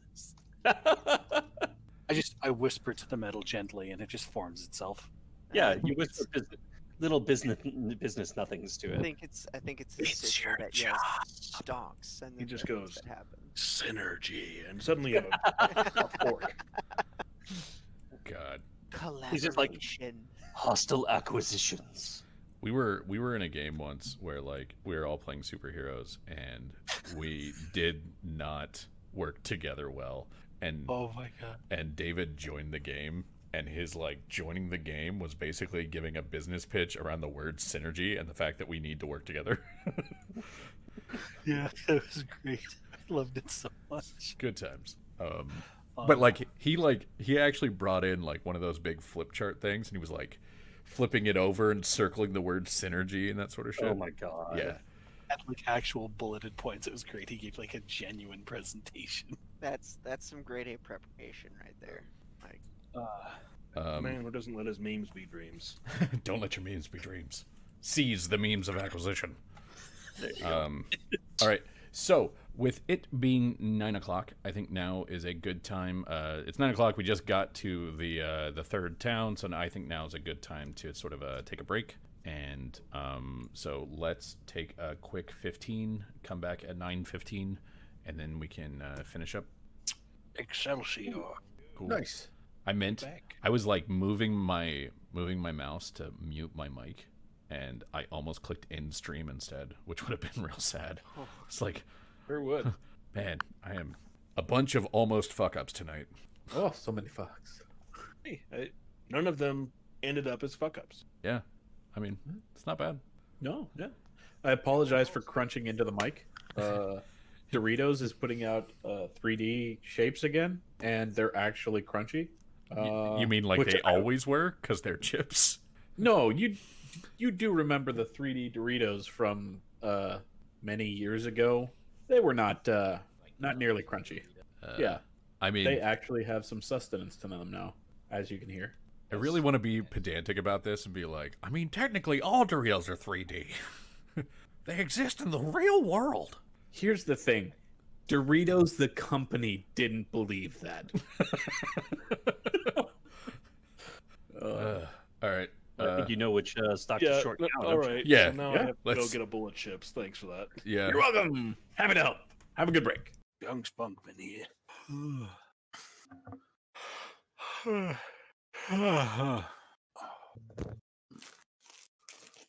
Good break. Yes.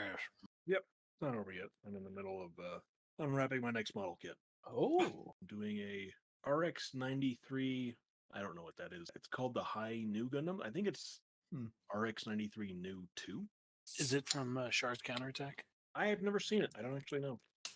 Picture of the I'll box. mute this so you don't have to hear a bunch of plastic tearing. I was going to say, picture of the box. It's a blue and white Gundam. Oh, I It like does sound those. like the new Gundam. What? I said that does sound like the new Gundam. Oh, hey, Eric. I just want to say it. But I would like to help you move, but there's this thing called COVID. So, no. Mm-hmm. No. No, I assumed that was going to be the answer from everybody. Yeah. Which is really unfortunate. I mean, I'd do it, but I'm in Colorado. I know. Always something with you, Mike. Ah, I didn't know I had a double beam saber on this thing. Ooh. I hate the instructions. Yeah, it's blue and white, and it has like I guess tail fins that pop out and can shoot lasers Ooh. on their own. I don't know what those. Mm-hmm.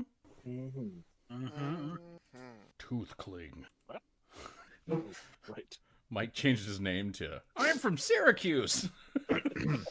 I changed mine to I can remember my backstory.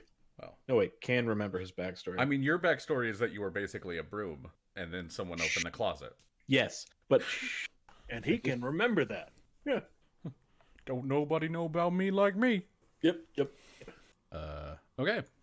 So You didn't check to see if people were back yet. that's what I was about to do. Travis, you here? Justin? I know that was not Justin. That was some sort of duck, but Eric's name lit up, so I still know that wasn't Justin. Wah. He's cheating. The sweet sound of radio silence. The Wonderful sweet first dream. sound of silence. Hey, Travis, you busy tomorrow morning? Say strictly before noon. I don't believe so. I would be doing booze lip stuff, but Yeah. you know, I I just want to drop off that stuff. Oh yeah. Yeah. I'm Just wants to available drop for off that. that thing he sent. Yeah, Oh, that thing. No, he hasn't sent it to me yet. Not yet. Yeah. Soon. So Andy and I had that one discussion, what we were supposed Okay. to have, What Yeah. we were discussing. and he said it was okays for me to join So- it. Oh, so is it both of you or just one of yous? Both of you guys. I'll be there the whole time. So Or both of you in the call? I just need to know. yeah. Ye- Okay, cool. Yeah. Yeah, that works. All right. Very excitement. Mm. Noah, you back? Yes. Justin, you back? Yep. Okay. Cool. All right. So, Point to Ringer and say he's a fucking bounty hunter. all right. Well, that character dies. The power we control. I just see that Delian looking around at people. I could kill all of you with but a few words. Somebody just goes, "Is that true?" He goes, "No." And they go, "Get the liar." Oh God! Ah, shit! They saw through my They saw through my foolproof plan. I've been made again. I've been made. All right. So, I'm gonna ask, sort of. I know Zarak, you were making traps. Are you doing anything else in town, sort of before you, I guess, go to bed and watches start? So, Zarak still needs to figure out some stuff. However, taking the ladies out into town seems inadvisable. And so she's going to try and chat up the innkeeper and ask where she might find information on, we'll say, like acquisitions parties and folks who are going out to take care of problems. Essentially, just like if I wanted to look for people who might end up killing somebody, where would I go to find that out? Like, can you point me in the right direction? Whew. Okay. Can you give me a diplomacy check on the innkeeper? Absolutely. Love it. When you said absolutely, I thought you meant yes. Mm. I mean, I could give you that. I didn't say that I would make it. And he goes, So. well, look, that's a kind of question that pretty suspicious people tend to ask in this town. And then once they ask it, they tend to try to go off and enforce some sort of laws that don't rightly exist here. So I think you're better off not asking that sort of question.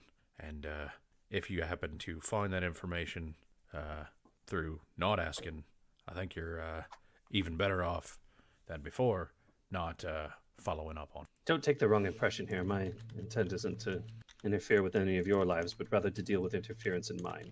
So, look, you got some sort of enmity with someone here.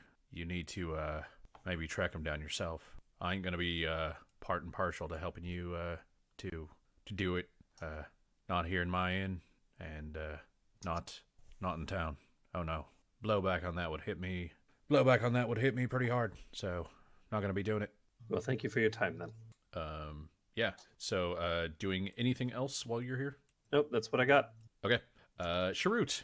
So, I don't think anything of interest to Sharut, but I acknowledge because he's looking for. You'll have to give me better than a knowledge local. Yeah. Like you can't be like, what's interesting here, knowledge local. Yeah, no. It's more like, so he's looking for essentially a tome to get into that library. Okay. Which I'm fairly certain this town doesn't have. Or information on the bugbear, which is much more likely, I think. Okay. Are you focusing on one? We're getting closer to the library. I think he's gonna focus more than the bugbears because he set up that contact to meet up with way back. Yeah. He's gonna focus on trying to find. Okay. Go ahead and give me it wouldn't actually be a knowledge local. It'd be a diplomacy check to sort of try to gather information. Alrighty. Yeah. After talking to the innkeeper, then talking to a couple of other people, you hear a rumor, and it's actually in two parts. They tell you that what you hear from the innkeeper is, well, if you're looking for rare books or some sort of secret knowledge, this ain't really the place to look. The people in town here, they don't really go for sharing secrets. But if you got the coin for it and you're willing to deal with some proper type of folks, you can try getting in contact with the Black Feathers up in Starlasker, and they might be able to set you right. It's usually a little bit pricey, a little bit expensive, but they got those little birdie claws and a lot of pies, and they might be able to provide you with what you're looking for. The other thing you hear is from a different person, sort of a kind of a bulbous half-orc male who is, he's a good 3 or so feet taller than Sharut and a good 4 or so feet wider than him, and he tells you, well, something like that would probably be found in the inverted tower, but you'd have to sneak in. I hear that they've been guarding it lately. Where is it? Oh, it's about half a mile or so, slightly west of Charon. Why the sudden guard? Well, I don't know if they're suddenly guarding it, but I know that it's suddenly being enforced. There was a job a few days ago to go delving, and those men ain't come back. Sent Exile? They weren't sent from here. They're just from here. Took from Exile. Hold on. Sorry, what'd you say? So yeah, sure. It's like they took recruits or hired people from Exile. He goes, no, there's men looking to make money. That was after a delve to the tower. Yeah. We found Contracts being for in tower. And he goes, might be able to tell you a bit more, but what's in it for me? I'll slide him a few coins. Okay. How many fews? Slide, I give him a little coin too, maybe? Yeah. Two gold coins should be more than enough. Yeah. Okay. Yeah. He'll grab him, look at him, pocket him, and he goes, well, there's an elf, see? And she's a old southern seer. Exile Zarthik. Well, she calls herself Exile Zarthik, but Zarthik's the, well. And he kind of like waves a hand at you, and he goes, the goblin name. She, moved into one of the abandoned houses, and she found out that there was a small cellar there, little lab. Lab had old map of the region, and there was a place marked on the map, not too far out of Sharon, inverted tower. She didn't know what it was, so she, researched it a bit, and she, well, found that it was supposed to have some sort of treasure, some sort of wizard lab or wizard house or something. They tried hiring me for the job, but no, don't do wizards. Too tricky. Artificers neither. Only break in the house where it's just a dumb person with a window lock. What does she call herself again? What from Exile? She's Exile of Zarthik. And that can I do a knowledge history on Zarthik? Sure. Ugh. Zarthik is a fairly new city, and it's new to the point that you have heard of it. The end. Okay. That's it. But it is inherently, is it inherently goblin? Like it is inherently goblin? The name of it is a goblin word, yeah. But like you don't know anything about the city. You've never been there. Okay. To tell Sharut where? He kind of crosses his arm and he goes, "That won't cost you extra." Fair information. Gives him. And he kind of gives you directions. Zarthik's basically on the other side of the city of where you are. And he goes, it's a 2-story house with a crossbeam in the second floor. It's fallen into the first. Looks real bad. She's in there. Okay. Across town, found a map claiming to be an exile of.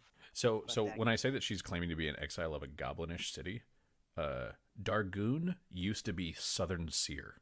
Okay. So yeah. that's what he means. Like, well, it's one of your cities now. Because Dargoon used to be Southern Seer, just like most of Valinor used to be Eastern Seer. So like Seer lost all of its land because the goblins took a third, the elves took another third, and then the last third was turned into the Mournland. Okay, that makes sense.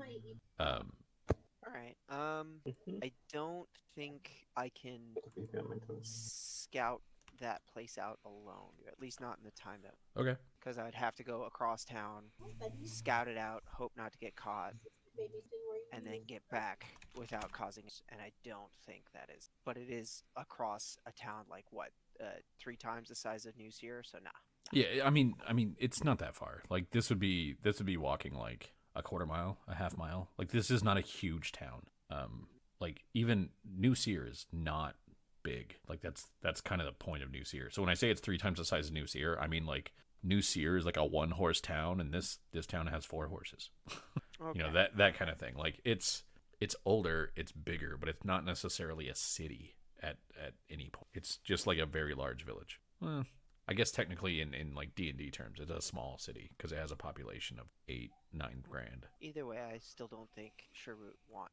He does appreciate it's good info about. Probably talk to you about way back. Okay. Yeah. Sounds good. All right. So that's Sharut Ringer, Monsieur of the Ring. What do you? Ringer is not used to a town like this, where it's just it's very quiet here. Yeah. And it's one of those where like, especially because Ringer's already kind of paranoid, when you walk down the street, people just kind of look at you and watch you walk by. And then when you're out of view, they might start talking again. Oh yeah, don't like that. He would actually probably go. He would probably what? Sorry, I didn't finish that sentence. He might go to Lumio, say, hey, Yep. why don't we find some people who are friendly and, I don't know, break the ice in this place? Because I'm real nervous here. Oh, okay. Lumia looks around for anyone at all. Just anyone. Uh-huh. I mean, there's a couple of other people that are clearly like staying here as well. There's those 2 other rooms. So you see a table that has 3 people at it and another table that has 2. Those are, aside from the innkeeper, the only people in the inn that you see that aren't part of your guys' caravan. But if you go somewhere else, just let me know where you're going. Yeah. Lumio will look at Ringer, gesture to the 2 tables, and say, pick. Ringer will get like a flop sweat and then just flip a coin. I was aware that was gonna happen. Yeah, that's what I was about to do. All right. Yep. One for left, two for right. So I guess we're going left. Yeah. You pick a table with 2 people at it. It's sort of a dark-skinned Koravar male, and a dark-skinned Koravar female. Oh, you'll get along with them? Great. Let's go. They're wearing traveling clothes. It's like the road-worn boots and like the travel cloak. They each have a hat on that looks kind of like the tricorn sort of hat with like a feather in it. They're dressed in similar fashion, but it's not like they exactly match. They're just sort of like they clearly bought this wherever they bought it from the same sort of tailor. And It's yeah, the common style. yeah. It's more common for half elves because a lot of half elves work for House Lyrander, and House Lyrander controls the airships and the waterships. So a lot of people that work for House Lyrander tend to dress sort of piratey, not like scallywag sort of piratey, but just the boots with like the folded cuff and like tricorns and bicorns and big coats with brass buckles and shit like that. Yeah. Lumio leads the way to the table, and just asks if there's they would mind some company in his friendliest style. Hey, you. Yeah. Well, that's Ringer's from this stuff. Yeah. No, Lumio's friendliest style. Yeah, they the female looks up to you, and she looks at Ringer, looks to you, and like looks to her friend, and her friend kind of shrugs, and then in that same sort of Ondarian accent that the innkeeper has, she goes, "Hey, wouldn't mind a wee bit of company. Go ahead and sit on down." Ah, excellent. Thank you. Ringer, this is sorry, my name is Lumio. I have the pleasure of introducing myself to who? That was super awkward. Yeah. That was the thought coming to me after I had started talking. What I meant to do was just introduce myself and Ringer, and try to get their names. So the guy speaks and he goes, "Oh, I'm Buck. This is my sister Beryl." Ah, a pleasure to make your acquaintance. Ringer and I have been friends for some time, and find that just talking between ourselves for the entire evening is, well, he's heard all my jokes and doesn't laugh at them anymore. Well, you've only got the 2. Oh, seems like you And need I've been more working jokes on or funnier his counting jokes. with him. What brings you to the area? We're just passing through on our way to Star Slasker. Tharalasker. What did you just say?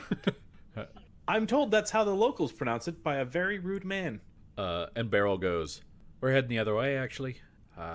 We're hoping to head to New Seer, and then take the road from there over to Sterngate down to Kornberg." Oh, we originally traveling from New Seer. Heard it's Yeah. a harsh road. Lots of bandits. Yeah. There's actually a large amount of bugbears on the road. If you see anything that looks like new construction, be careful. Extra wary. No, are they road workers? No. Well, I mean, if you mean by that some kind of double meaning where the work they do on the road is to beat people up, leave them for dead, and take their goods, then yes, they're road workers. And the guy looks at the woman and he goes, I told you that the road's right dangerous, and it'd be so much better for us if we just took the rail all the way down to Kornberg." And she goes, "I don't want to take the rail. I would like to actually use my feet to get to where we're going before we just get stuck on a ship for the next 3 decades." And he just kind of like crosses his arm, and there's like a little like harumph. And she says, "All right, so eyes out for bugbears. Anything else we should be aware of?" Ringer, anything you Just stay away from mushrooms. Mushrooms, eh? Well, Just like a Those very... were in the caves.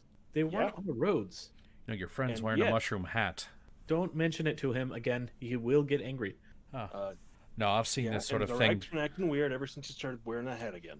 See, here he goes again. I blame you for this. I've seen this sort of thing before.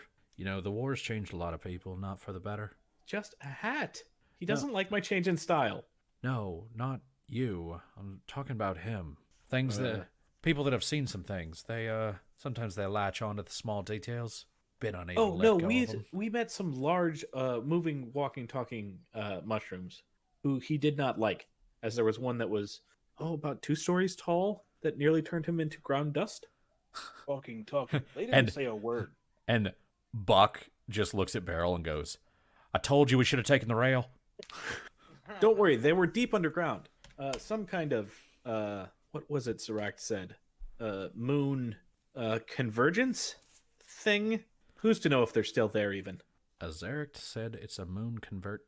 Sorry, Zeract is another one of our traveling companions. The type of druid? I mean, they seemed kind of offended when I asked them to do druid things, but they just seem kind of offended whenever I speak. Yes.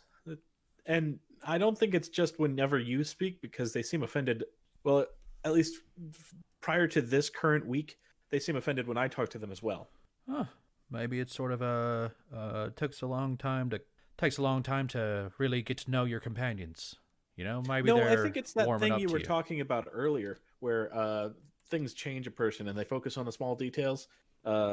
Zarac's hair's messed up, and that might be the reason. Oh, sounds like a rough reason to get all pissy with your friends, though. No, she's nice now. They're Oh. nice now. So you It's- messed up her hair, and now she's nice. I didn't do it. Weird. Ringer, did you mess up her hair? I didn't touch him. I really Okay. feel like we're getting all the story, but the story is broken up into about 30 different parts, and you're giving them to us out of order. Oh, sorry. Yeah, and like you guys talk to these folks. Is there anything of note that you're trying to like get out of them, or are you just talking? Because it sounds like Lumio is probably just like, "Hey, what's up?" Yeah, Lumio's being as friendly as possible because Ringer was feeling lonely or something. Didn't want to be alone. I misunderstood what you said, and so just decided to become friends with somebody with you nearby. No, that's basically what he was looking for. Sure. Oh, okay. He's already very paranoid, and this is a place where everyone looks at him, stops talking, and then starts talking when he's far away. So he needs like a little bit of normalcy. Huh. He needs a And little bit of Lumio can normalcy do that. so that he can be really paranoid, and it's just him. No one else Yeah. can be paranoid. Just me. No take, only throw. As he stands next to the person in the mushroom hat. Yeah. He's now remembering that. But yeah, these Dang it, voice in his head that sounds like Sharut. these two are apparently going to walk a very, very long road. That seems to be their plan. They are walking down to New Seer, and then from there they're going to be turning sort of southwest and going down to Sterngate all the way along the mountains. Here, I'll actually like show it here. Are you doing it in the Twitch stream? Oh, yeah, because otherwise I'd have to change the map and the thing. Yeah, you would. So they started in Starlasker, and they're walking all the way down this road to New Seer, and then down to Sterngate, and then down to Zollenberg, and then down to Kornberg. Yeah, they're walking a very long road. So yeah, but they're more than happy to talk, pretty much. Yeah. I give them whatever insights I can about the road that might help them. Cool. You tell them about very confusing bugbear road builders, and they ask a couple questions about new construction, and yeah, cool. Rubio will try to relay the ambush thing that happened as best he can. Cool. I was there in the middle of the fight, and I'm very good at describing occasionally with long, Describe them as ambling construction description. workers. They asked if there were road workers. I said, yes, they're like road workers, if in that you mean like prison terms for road workers.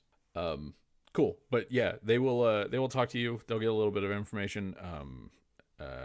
If you guys ask things about like where, like, you know, what they know about the area. They don't seem to know much. It seems like they flew into Star Alaska and they're walking a very long distance. And that's about it.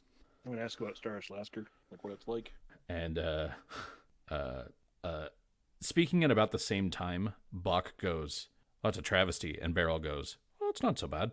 You just kind of have to know how to get what you want and who you're getting it from." And Buck tells you, "Whole damn thing's run by the Orions and the various couriers and trade guilds. It's a right dangerous town, and I don't necessarily know that I'll ever be setting foot back there again." And Beryl says, "Come on now, it wasn't so bad.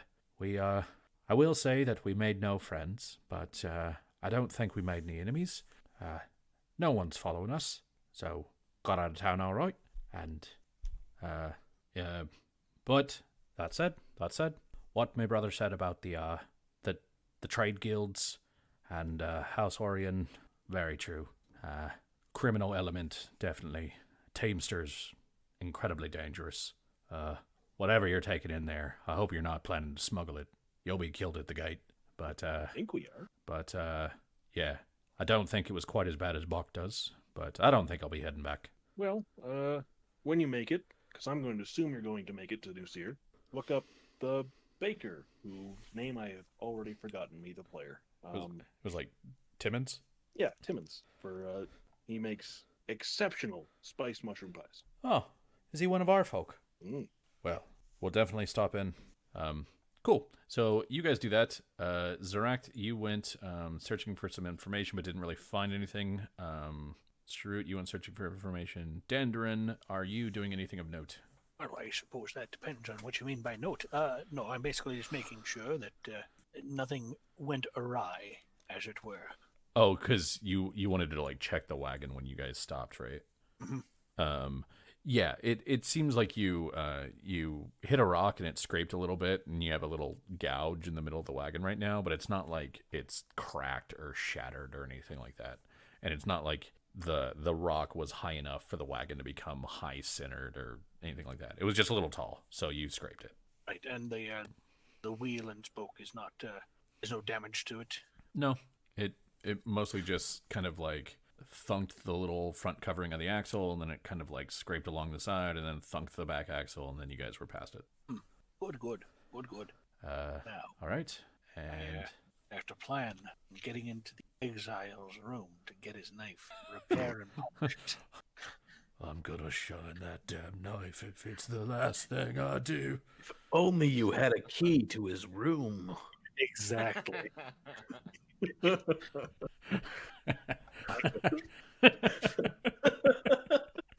So stupid.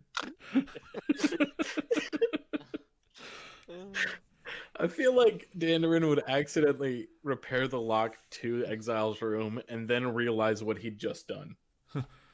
Oh no, I needed to get in there. All right, and Dillian. Damn. Dillian, are you doing anything before the sort of like the night starts and like the watches go out and all that sort of stuff? I guess I would just sort of meander around the inn, like the outside perimeter, checking for escape routes, checking for alleys, small holes for me to hide in, anything really that I could use to my advantage. Sure. Give me a perception check as you're kind of like scouting the surrounding area. Sure. Wow, then super good today. Okay, here's what I'm gonna give you, and I'm All gonna write it on each of the buildings so that everybody. So There are 3 mines in these 2 buildings, 1 in another, 2 in another. We're playing Minesweeper now. you I love this game. I'm so good at you know it. Okay, let me start over. All right. That's how tall each of those buildings is. Cheers. You got nothing else of note. Well, that's more than I had, so Yeah. I'll take it. Cool. And then, I guess that's, I just meander around, see if anything is going on, trying to keep, do better than Ashless's, I'm not looking. I am looking. But keep an eye out on the cart, see what's going on with that. But for the most part, just wasting time. Okay, cool. Yeah, that makes sense. And yeah, like at least one of the cousins is always sort of around Denderon's cart. And it's Awesome.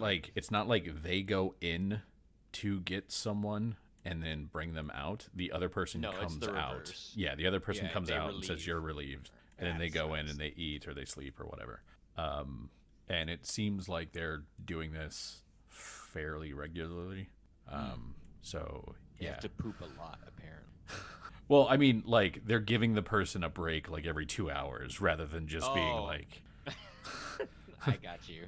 yeah, quit looking at the NPCs like you got the shits. What's wrong with you? Well, it's like they say, and they're doing this quite regularly. I was like every 30 minutes. Oh man, I gotta go again. Those trail rations, really. Ooh. Ooh, ooh. Cool. So, yeah, for everybody at the inn who would like to buy dinner, which is not covered by your fee for staying, dinner seems to be a slab of meat and basically a small loaf of hard crust bread, like enough for you to figure out what you want to do with it, but not really enough for you to slice it and share. And a couple slices of tomato and a couple slices of this very sweet, bright green fruit. And he offers that to everybody for the low price of 3 silver. So if you got 3 sovereigns, you too can make some sort of sort of knockoff teriyaki burger. This is a bad sandwich. Ringer will buy. Cool. Sure. And then you guys, I guess, go to bed. Yeah, I guess. All right. Sort of. Not fully, obviously. Yeah. So, Delian, which watch do you want to take? The one at the darkest part of night. Okay, so that'd probably be second watch. Yeah, probably. Cool. All right.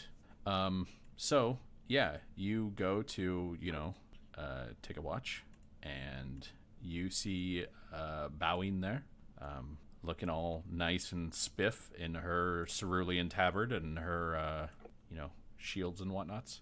Was she the one who caught wind of me last time? No, the one that caught wind of you last time was Coralie. Okay, cool. I believe it at was least Coralie. I got that going for me. Even though they all know, at least I got that going. Actually, hold on. I think it was Coralie, but I'm not fully certain. Let's just say it is. I will give you a solid maybe that it was Coralie. I literally can't remember. Hey, it's so good. If you can't remember, they sure don't. Yes, that sounds correct. That's definitely how that goes. You look familiar. I can't remember where. I don't know what you're talking about. Look, here's the thing. I'm probably not familiar. All right. I try really hard not to be familiar. Yeah. It is. So it's about midnightish, maybe 1 a.m, and you've got your watch, and you know that somewhere around here, Exile of Garenford is like waiting for a signal or something to help out. What would you like to do? Okay. I guess as a signal, I'll just take out one of my hook and pulleys and just start like swinging it around while whistling. So you're keeping a very loud and very obvious and very not actually watchful watch. I didn't say. I guess you're right. Look, I said I was doing this thing. I didn't say I was good at it. I was paid to do a job. I guess I'll just take out. I won't whistle, but I'll take out my hook and pulley just as sort of like a signal. Okay. Since he knows what that is and I know what that is, therefore it means nefarious things. Sure. That'll work. Cool. And yeah, you get once you kind of take it out, you see Exile walk out of the building and he's got a like a couple of mugs in his hand of something that's kind of steaming in the coolness of the night. Mm-hmm. And he's carrying 3. He's got like 2 in his left and 1 in his right. And he walks by bowing, and he sort of hands her one, and it's such a kind of a forceful handoff that it's sort of like grab it or wear it. And so it's just like here, and she takes it, and then he walks over to you and gives one to you as well. And In the same motion. yeah, basically the same kind of like, here, take this. I'll take it. And he goes, guess I'm relieving you then. Okay. So, why don't you get inside and warm up? Sounds good to me. It is a bit cold out here. Thanks for whatever this is. Let's hope that Zinna actually remembers to wake up early this time. Yeah, no kidding. Ugh. Whatever that meant. Okay, so you go inside. You have a nice, basically it's a cup of like just hot cider. Yeah. Bowing is watching you like the whole time you go inside, because I just checked and she definitely was the one that had the first interaction with you. So it's probably been fun having watch with her the last couple nights. Yeah, that's been super fun. And so you went inside. And then what do you do? I guess I just chill out, waiting for some sort, like maybe look out a window or something, just to wait for any signal whatsoever, because this was supposed to be a team effort, and as far as I'm aware right now, I have no idea what's going on. Delete. I mean, he just got you like not watched. Oh, okay. I understand now what he did. Yeah. Cool. Then, yes. I forgot you don't sleep. Yep, that's me. Did you want to stay up and talk? I'm not really in the talking sort right now. Obviously, I have this very hot cup of cider. Didn't Exile just walk out with that cup of cider? Oh, he walked out with several. I came back with one. Ah, he put dirt in the rest of them. You caught on way too fast. He put them in mine, too. I don't know if that means he likes people or... I can't. I literally can't. I was preparing mugs for other people. Oh, well, I'd best leave you to that then. Okay. What is this game? So, when I have a moment, I'm just going to sneak out of the building, or is there like another entrance I can go out? You know that there's like some rooms. There's probably a back door, but you haven't seen it. That's true. So you could try like going into the kitchen or something like that. You could go into one of the rooms and sneak in or sneak out through like a window. Any of that could potentially work. Yeah, I'll try to sneak through a window. Okay. Cool. Yeah. Maybe even my own room. Okay. So with that in mind, because you have your own room. Never mind, because I forgot. You're with the rich caravan. I am. So you definitely have a room with a lock, and you put that key in there, and it opens that door right up. And that door was locked beforehand. You're sure of it? Mm-hmm. Sure was.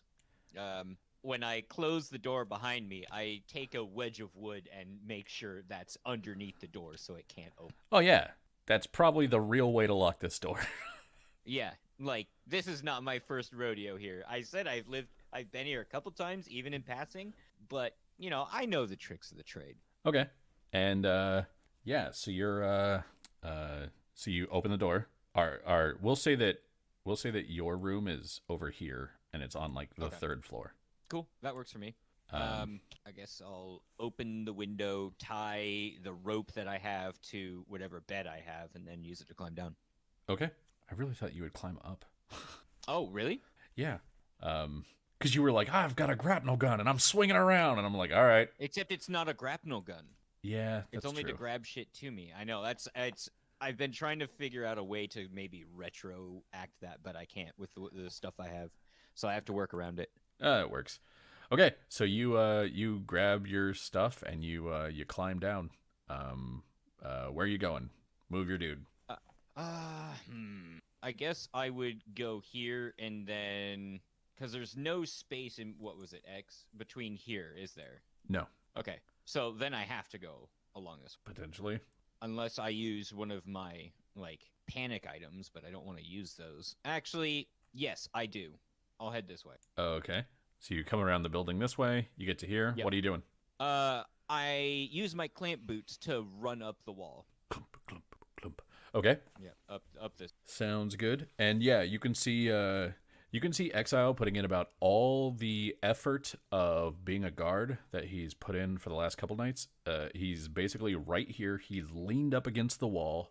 And he's mostly really, really interested in the cup of cider that he has.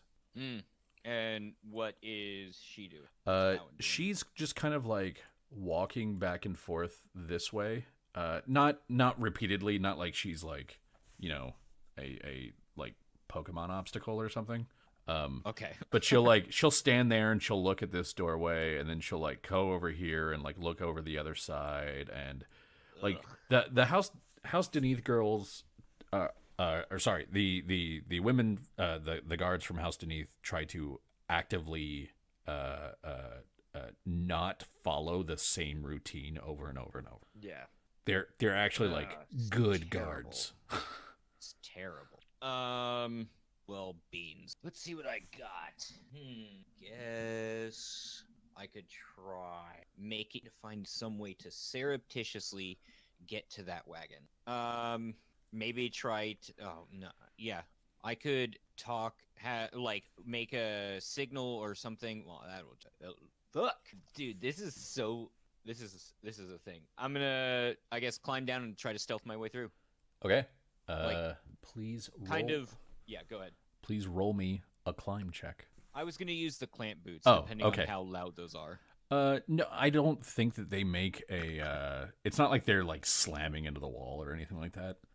The description of them isn't that they're super loud. Okay, but then I was just gonna use it to go back down. Cool. So roll me a stealth check. All right. Yeah, you are the knight. Good. You wait until she turns her back to look down the at the opening, and you quickly walk down the wall, and then go over here. I was holding it too. Oh, so sorry. it was- No, you're fine. It must have rubber banded.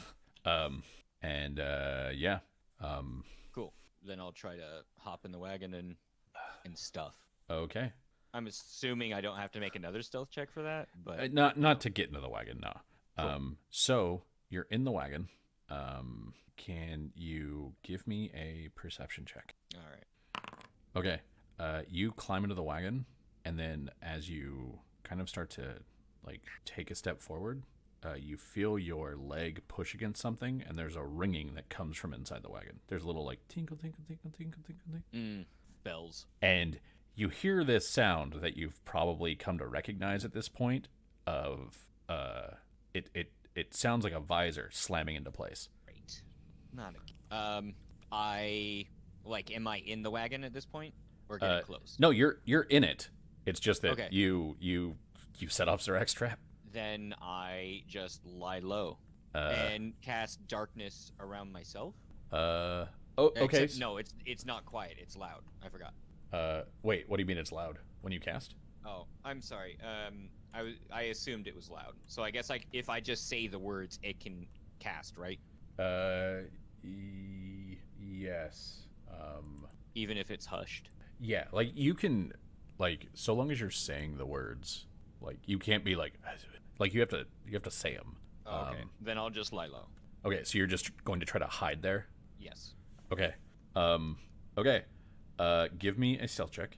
All right. Again? Just let me have it, man. Don't fuck me twice. I didn't do this. No, the dice did. They fucked me real bad, and then Bowing was like, "I'm gonna do something bad." Okay. So you hear Bowing say, "I had the lady's bells. They have rung inside the wagon." And Garenfoot goes, "Why would she have bells in the wagon?"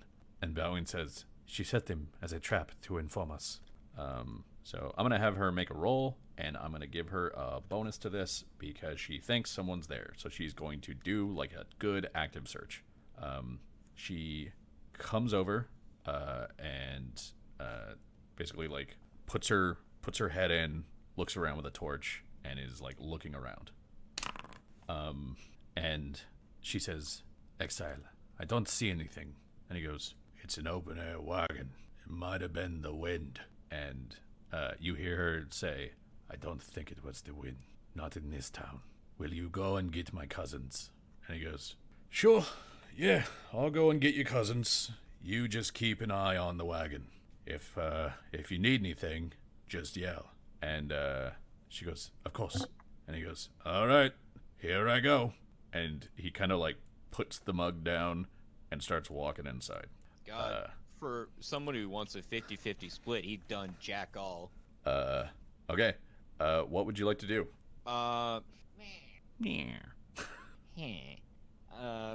Is she still peering inside the wagon as far as I'm aware?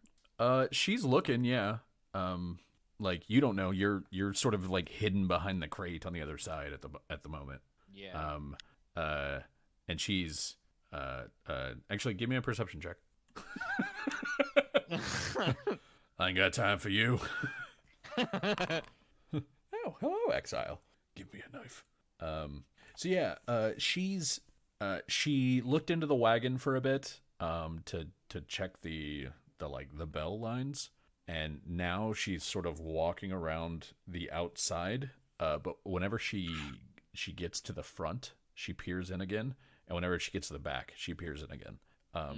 So it's possible that you could do it, but she's basically doing this. So Fuck this. the idea that I have is make it so I sort of mosey over surreptitiously and then start picking the lock. Like, since it's quiet, I can tell her footsteps when she's going to like follow the pattern and then work in between the pattern. If that makes sense. Yeah, you can kind of like hear her. You mean? Yeah. And then kind of like in any stealth game, you use your sense of hearing when they get close. Like, you'll notice when they pause to look in and all that sort of stuff. Then you just kind of work through in between those things. So you're saying that DeLeon monitors his screen, and when he sees the yellow bar appearing at the bottom, he stops moving? Yeah, something like that. And, I guess I would try to disable any other traps, honestly. Okay. Give me a disable device check. Okay. So as that is right there, that's not enough. Okay, then I would spend a hero point. With the hero point, it is enough. So you manage to kind of go through as she's doing her rounds, and just kind of like boom, boom, boom, boom, boom, boom, and like she goes the other side, and you're kind of like, are you removing the bells from the lines? Are you just hanging the bells down? Are like cutting the lines and like silently holding the bells as they go down? I would imagine I would be cutting. I wouldn't be cutting because then she'll notice, but maybe removing the bells somehow. Okay, so yeah, you're cutting and removing. You're just like kind of gripping them tightly and cutting all the little bells off the lines, and I don't know, pocketing them or something. You throw them in your shadow or something. Yeah. Cool. What would you like to do next? Start working on disabling or opening the box in between, that sort of stuff. Okay. Opening locks is, I believe, an open locks check, or is it disable device again? Is it disable device for everything? I think it's I think it disabled might be. device, the just higher. Open locks was removed. Yes, it is. It is disable device. So go ahead and roll disable device. Okay. So the big thing here is that you're trying to pry this open, and you're trying to be as quiet as possible about it, and it's really hard. Because it's a big crate, right? It's basically nailed shut. This is as much you being able to kind of slip a pry bar in there and then put all your weight on the pry bar, and have that not be an extremely loud experience. As it is you just being able to open it. But eventually you get it to the point where you have about 1.5 feet of movable space. You can sort of pop it open and maybe get in there and rifle around, not like climb in though, if you wanted to, sure. But you have enough space that you can actually like reach in and do your stuff. And it's just taking you a while because you're having to do this in between her like peering in. Of course, yeah. And like taking longer than expected. Yeah. Yeah. So but you got it open. What you see inside is it looks like a stone statue of a dwarf. It is carved in such a way that it looks like it's nude except for a loincloth. And its hands are kind of clasping each other around where his stomach is. And his chest is kind of like puffed out a little bit, sort of like bared to the world. And in his sort of like left pectoral, pretty close to the middle of his sternum, but not entirely in the middle. Embedded in his left pectoral is a pulsating blue Kyber dragon shard. Okay. So seeing that, what would you like to do? The next opportunity, I'm going to try to get that free and drop it in my shadow. Okay. Go ahead and give me another disable device check. All right. And I'm going to spend another hero if that's all right. Okay. So take a +8 to your disable device. Damn.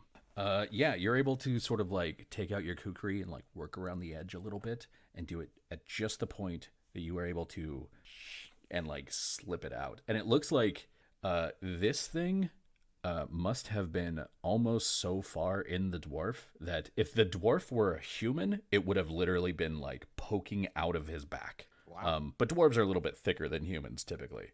So you have something that's a good 8 inches long. It is sort of conical shaped and with a slight curve. Like it almost sort of resembles, say, like a stinger.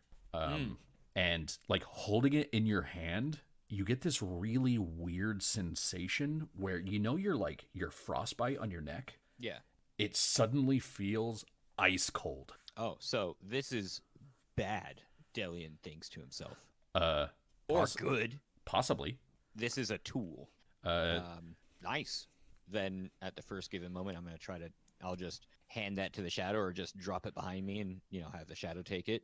Okay. And try to sneak my way out. Okay. Give me another stealth check. How many times can I use hero points? You can use as many as you want, but once you use them, they're gone. Yes, I do realize this. So you can use hero points basically once per round. That's what I was trying to. I think I'm gonna use yet another. Okay. Add a +8 to your stealth roll. Don't want to. Okay. And you sort of wait until Bowing's back is turned, and then I imagine run up the wall. Yep, run up the wall. Okay. And while you're here, you get to about this spot right here, and it's probably been 10 minutes, maybe 15, since Exile went inside, and you finally hear him coming back out with Coralie and Forsend in tow. Oh, there we go. What a trooper. And they look very tired, as if they've just been woken up. They're basically not like fully armored. They have like thrown on their gambeson and drawn like sword and shield, and they come down and they're looking around and they're like, "What's the emergency?" And Bowin says, "I heard the bells go off." And you hear Forsen go, "Well, did you check?" And Bowin says, "Of course I checked. There was no one inside, but I heard the bells very clearly. Exile said it was probably the wind." And Exile goes, "It probably was the wind." And then Forsend and Bowin go, "Well, we need to keep checking." And they go around, and so at this point, Zeract, there's a knock on your door. Justin? Zeract wearily rolls over and answers the door. Yeah. And you see, when you answer the door, you see Forsidna, and she goes, "I believe someone was in the wagon." Well, what's the state of the contents? The box? It looks like someone might have opened it, but since we don't really know what's inside, we don't really know. I'll get Dandrin. You go guard the remainder. Of course. Please do be careful. And Zeract, what do you do? I go and wake up Dandrin. What? Somebody's been inside the wagon, and it looks like your brother's body may have been tampered with. What? Dandrin grabs the warhammer and shield and bolts down the stairs, full bore. Yeah. Boom, boom, boom, boom, boom. Okay, I'm gonna put you there. Zeract, what else are you doing? I follow Dandarin. Oh, what's going on? Hello, Dandarin. Hello, Dandarin. Rex is also Too early for morning. to wake Sharut. Okay. The thought about waking Ringer crosses her mind, and she's like, "Nah," and then she heads downstairs. It's okay. Ringer's not awake. He's got the night terrors. What? Sitting there in the dark. The mushrooms. They're here. I just keep slipping on mushrooms. I think it's doubly hilarious. Okay, so the lot of you go outside, and you see the three House Deneath women sort of in or around the wagon. Bowing is outside of it. Corley is outside of it. Forsidna is inside of it, and sort of rifling around, and she's just kind of shaking her head, and she goes like, once she sees you walk out, she says, "Mr. Zeract, this was expertly done." Dandrin Where are is the in the whereabouts of everyone else? Can you? What'd you say? Where are the whereabouts of everyone else? Would one of you run inside and see who they can collect from the inn? Of course, Corley, go wake everyone up. And While they're Corley, doing that, Dandrin has ripped open the lid to confirm if anything's happened to Reddick. so in terms of body, Gruddick looks fully intact. However, the large gem in the center of his the Kyber dragon shard that was in the center of his chest has been removed. So he has a giant hole in his chest that will be a giant hole in his chest when he is made fleshy again. Maybe. Could I do a heal check to see if this is going to have immediate effects on Gruddick? Like immediate health effects. Like Sure. I know he's in stasis right now, Yeah. but we couldn't remove that shard when he was in stasis. So my thought process is, this is bad for his health. Yeah. Go ahead. +1. Oh no, I don't. All right.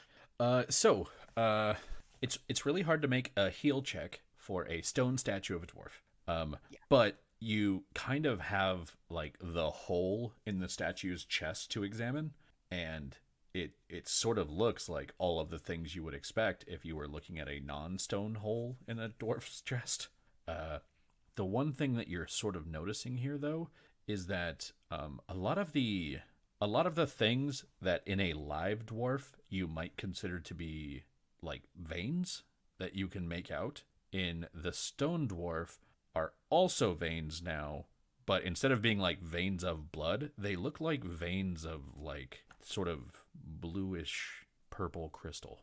Does it look like they're spreading?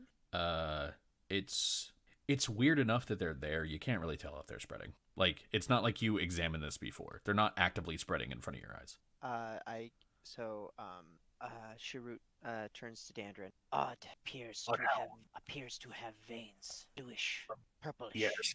Should not be stone.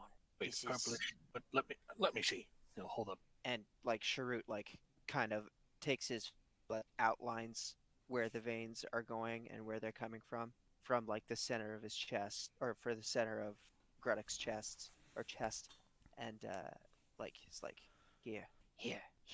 You can see those kind of like veins pulse a bit as his little red finger kind of traces. Yeah, and it's like once you bring a torch there, they're pretty easy to see. It's a multifaceted crystal kind of thing, so it reflects the light a little bit. But yeah, this is like nothing you've ever encountered. Having not been told to not do this, Ringer, there's a knock at your door. It's very loud and very insistent. Who is it? It is Coralie. Mistress Zeract has demanded that you see her downstairs. Wait, demanded? Like back to normal demanded? Or Get still kind of downstairs. And like, then she walks off. And then you hear like a knock happen again a couple doors down, and there's like this like slam, slam, slam, slam, and then you hear Cordic go, "Yeah, I heard you when you shouted the first time." And then Delian, there's a very loud and insistent knock at your door. I'm gonna look like I was getting ready for bed, so I'm all very disheveled, and she'll hear me like kick the wedge out from under my door and crack it open. Huh? I was just about to go to bed. Mistress Zeract has demanded your presence downstairs. Oh, Someone has broken into the wagons. Was from there. Someone has broken into the wagon. Oh, okay, bye. And then she moves on, and you hear the same thing sort of happen at Zena's door, and then at Ashlis's door, and then at Amandu's door, and then they will all eventually come downstairs. Amandu is the one who probably looks the most out of place because he's one of those like I sleep in like long john one piece with the butt flap kind of guys. Fantastic. Is he also in a cap? Of course, you have to wear your nightcap. How do you stay warm otherwise? Yeah, that's true. But yeah, everybody else comes down. Ringer, do you go down? Yeah. Okay, didn't know. So yeah, everybody else goes down, and Ringer and Delian, you see that there's a lot of excitement around the wagons as the three House Deneth women, Sharut and Dandarin are all sort of like in and out of it kind of constantly. Zeract? Zeract is gonna grab Lumio by the shoulder and kind of pull him aside, and she's gonna whisper, just pitched so that he can hear it only. I need you to look out for anyone who looks suspicious, either not tired when they should be or pleased with themselves. Done. And Zeract is going to turn and address the crowd. Okay. Seems that there's been a theft and defilement of the body that we carry with us in this wagon. This town is not unripe with unsavory individuals. It's got its share, but we've had a number of guards and have seen theft attempts before prior to reaching here, which means that it is likelier that the thief has followed us. So I'm going to ask all of you, do you know anything about this? Had you seen anything? Those who I've hired to watch the caravan and my body, can you report as to what transpired here? Bowin says, I heard the bells ring soon after Exile arrived. I immediately began to investigate, but after checking the underside, the top side, and both sides of the wagon from the doorways, I saw no one inside. Still, to be safe, I told Exile to go upstairs and to contact my cousins. When they came down and we looked closer into the wagon, we discovered that the bells had been removed from the wires that were inside, and it looked as if the crate had been tampered with. That was when we decided to contact our employer and see what you wished for us to do further. We did not look into the crate until you came down. Was there anything unusual that transpired before the bells rang? She kind of like looks down and like looks around like she's trying to remember, and she says, Exile was kind. Zeract is gonna turn and look at Exile. And he goes, I brought a mug of cider. That's it. Now Exile has not been far away, but I question those who Exile has been working with, and who are his employers. Has he done anything equivalent, similar, on previous nights? Zena says, truth be told, I don't think he's actually kept watch before. It was me and Delian and Gever, but Gever's not here anymore. So I think this was just his first night doing it. And then she stops and she goes, I don't think you've done anything. And he goes, eh? With those words in mind, can Sharut do a sense motive on his statement? Sure. I'm gonna do a private roll. Oh, that was pretty public. Was it? No. No. Bowing, what are you doing? He comes off as just genuinely untrustworthy, but he has the whole time. So take with that what you will, or take from that what you will. Boween, what happened before Exile was kind to you? Was there anything in particular of note? That itself, I think, is worth some examination. I was keeping watch with Dillian. Dillian was mostly sticking to Emandu's wagon. Exile came out, handed me a cup, handed Dillian a cup, leaned against the wall and drank his cup. Sharut, if you would mind, could you check around the wagon to determine if there are tracks for approaches from other directions? Sharut can do this, but best to get help from Kordat. I can see if Kordat can assist. Oh. I'll help too. Well, because Kordat's more. Oh my god damn it. I never fucking mind, apparently. Good lord. He must be tired. However, fucking rocked it. So, are you doing that by yourself, Dandrin, or are you assisting? That's Well, he said that he was going to assist. Yeah. Okay. like Fuck. goddamn. No, like with the fact that this is, I mean, it's not like finely maintained, but the fact that it's cobbled, it's hard to like find tracks. So you're looking around at the kind of slightly damp ground, and you don't see any tracks really. Sharut cannot find anything. Stone make difficult. Kind of going down the line, Zeract is going to ask people what they were doing this evening. This happened one night. Geva wasn't. Zena says, well, I was asleep. And Zena looks like she was asleep. Like, there's still that sort of, like, not quite dry line of drool coming from, like, her lower tusk. And she goes, I was asleep.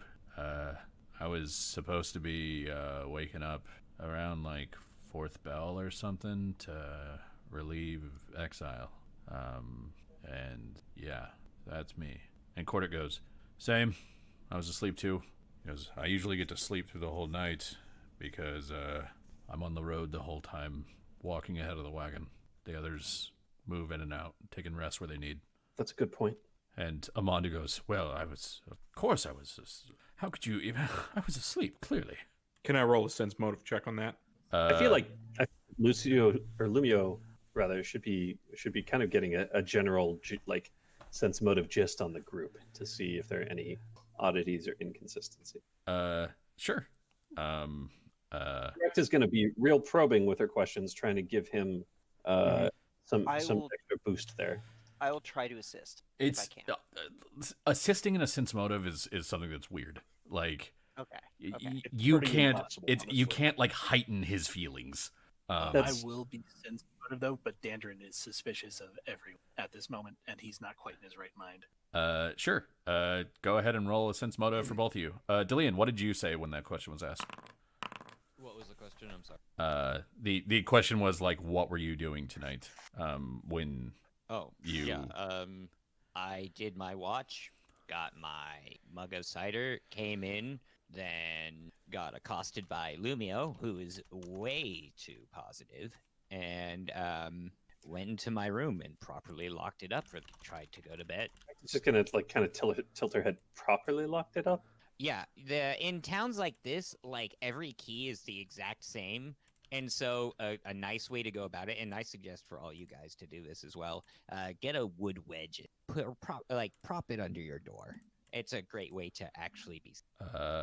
Travis, can you give me a private Yeah, I GM got it. roll for bluff? I have so many different fucking. Okay. Lumio, Dandrin. Yeah.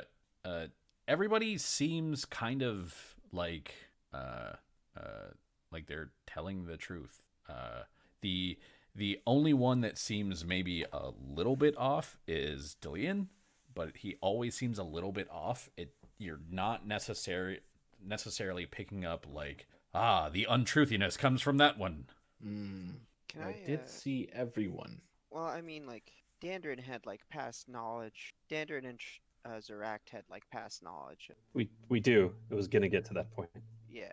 Yeah, that we know Deli had been in there before. Yeah. So at this point, Zeract says, I think we've established much a timeline of what was going on.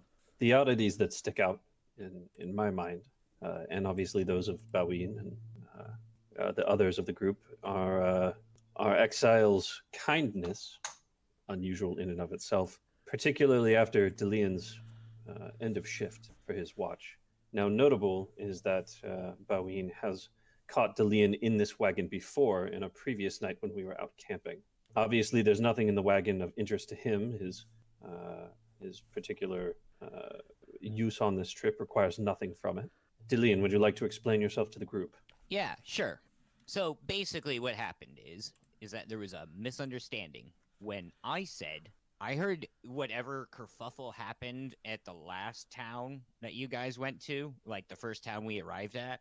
There was this huge fight going on, and I was like, I'm going to protect the wagons. She heard, I'm going to go off, you protect the wagons. And so I got in the wagon to protect whatever it was.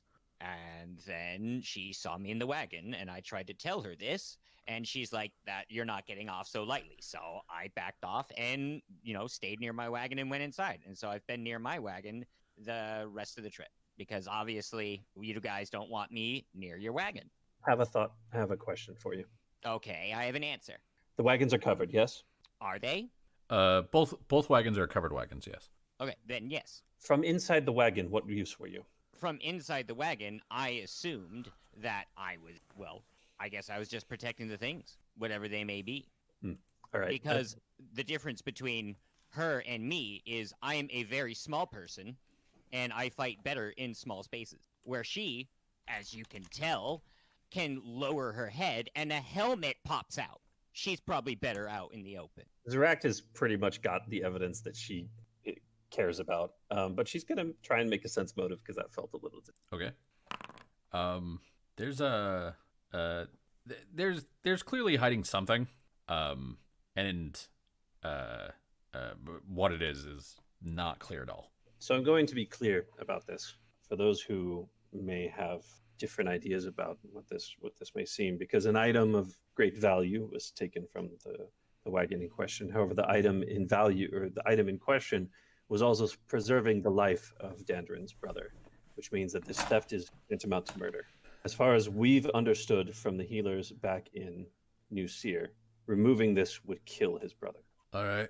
I suppose at this point I have a question. How do you kill a statue? He was put into... I think Sharut would kind of step in at that point. Super viable, yeah. Like, Grek was put in petrified state to preserve, but issue is poison spread, regardless of date, slowed by petrification. By removing shard, it has worsened state. Things Additionally, when he gets unpetrified, now he's going to have a giant hole in his chest. This He's petrified to buy time. He can be healed properly by experts. You would leave an arrow in the wound, so it could be seen to by a specialist, so that the rest of it doesn't bleed out. So too was the intent. You do not pull arrow before surgery. Aye. Not to mention, if it had attached 2 parts of him, pulling it out would break whatever parts there were. Whoever has done this, I want to be very, very, very clear here. You have made a grave error. And if it is anyone here, and I am not, despite what may be being implied, saying it is any of you, but I need to be forthright. If you had any part of this, I will come for you, and I will kill you. Well, that was it. That was my threat. Okay. Yeah, that was... Zarak is checking reactions at that point. Zinna's nodding. Cordit's nodding. Exile looks unimpressed. Imandu looks fucking terrified. Imandu just looks like, oh god, he's gonna kill me right now. He thinks I did something that I didn't do. Ashlis looks a bit confused and is mostly just staring at Lumio's chest. That's fair. That's Ashlis. That's fine. Shrewd just kind of a little concerned, but also a little. Okay. So is anybody doing anything else? Dandrin's gonna stay with the wagon now. Like, there's no real point, but he's just gonna basically sit down next to the statue, and that's what he does. Dope. He guards it directly. All right. Ringer will stay with the wagon. Sounds good. Sharut can't really do anything to help the statue bed. Okay. So I'm gonna see. Let's see. Sharut goes to bed. Cordit's gonna go to bed. Zinna is going to step up to you, Dandrin, and go, if it helps, I'm real sorry this happened. And if it doesn't, I'm still sorry. And then, okay. Exile, will go inside and then come out a few minutes later with a hot mug, one specifically, and then lean against the wall and start drinking his mug. Ashless will go inside. Amandu will mutter some apologies that takes 4 times longer than it needs to take, and then he will go inside. Zeract and Lumio, what are the two of you doing? I need to read something real quick. So come back to me. Zeract is going to pull the sisters aside, the cousins aside, and just kind of give them a pep talk, essentially. Like, this sucks, this was awful, but you've done a commendable job in the work that you've put forward and in keeping the rest of keeping safe what we can. It's not like it doesn't reflect poorly on you to be outdone here, because it seems like all of us were. But also, your information has helped me narrow down my concerns to a couple of key individuals, and I would appreciate your eyes on them in the coming days. Corley will nod, and Forsidna will nod, and bowing goes, you mean Exile and the Gnome? Yes. I will watch them both. Zeract is going to try and do this in a way that is not tacky, and so if there's a diplomacy check needed, that's cool, but she's going to give out a bonus for their actions tonight and for their diligence. Okay. Yeah, like if you want to like hand them a couple gold, you know that like while you technically have 3 and technically none of them are in charge, Forsidna's the oldest one. So like if you handed it to her, she would like divvy it out to the other 2. Zeract is going to give her what has to date been a significant amount of gold, and she's gonna hand her 30 gold. Okay. To distribute amongst them. She'll look at the amount and say, "This is both generous and odd. At a time when we failed to keep vigilance, you are paying us more." That we're having this conversation, I think, is due to your vigilance in the first place, and that alone is reward. We have at least something to go off of here. In the last few skirmishes we've been in, you've been injured for my sake. You've protected me. I think that showing at least a little appreciation for the days that we've been together is the least that I can do here. And as I've said, this is not a failure entire. There's enough to work off here. So, with my respect, this goes to you for your efforts and for your hard work thus far, and also to justify the extra attention and vigilance necessary to pin down any oddities that need be done. You are more than kind, mistress. We will. I will make sure that each of them receives their cut of this, as well as for the house. I trust you. I trust all of you. Cool. And so I assume Zerac's going back to bed? Yep. I'm trying to find out more about the mushroom hat, and I can't seem to find where you linked it or sent it to me. One sec. I think I put it in. I thought I put it in the loot channel, but it doesn't look like we have a loot. I checked in-game talk. I checked notes. You know, I bet level up. I bet that it's in the old Roll20 thing for when we still played in Roll20. Might be. So I'll check that, and then I'll. Were you planning on using it now or something?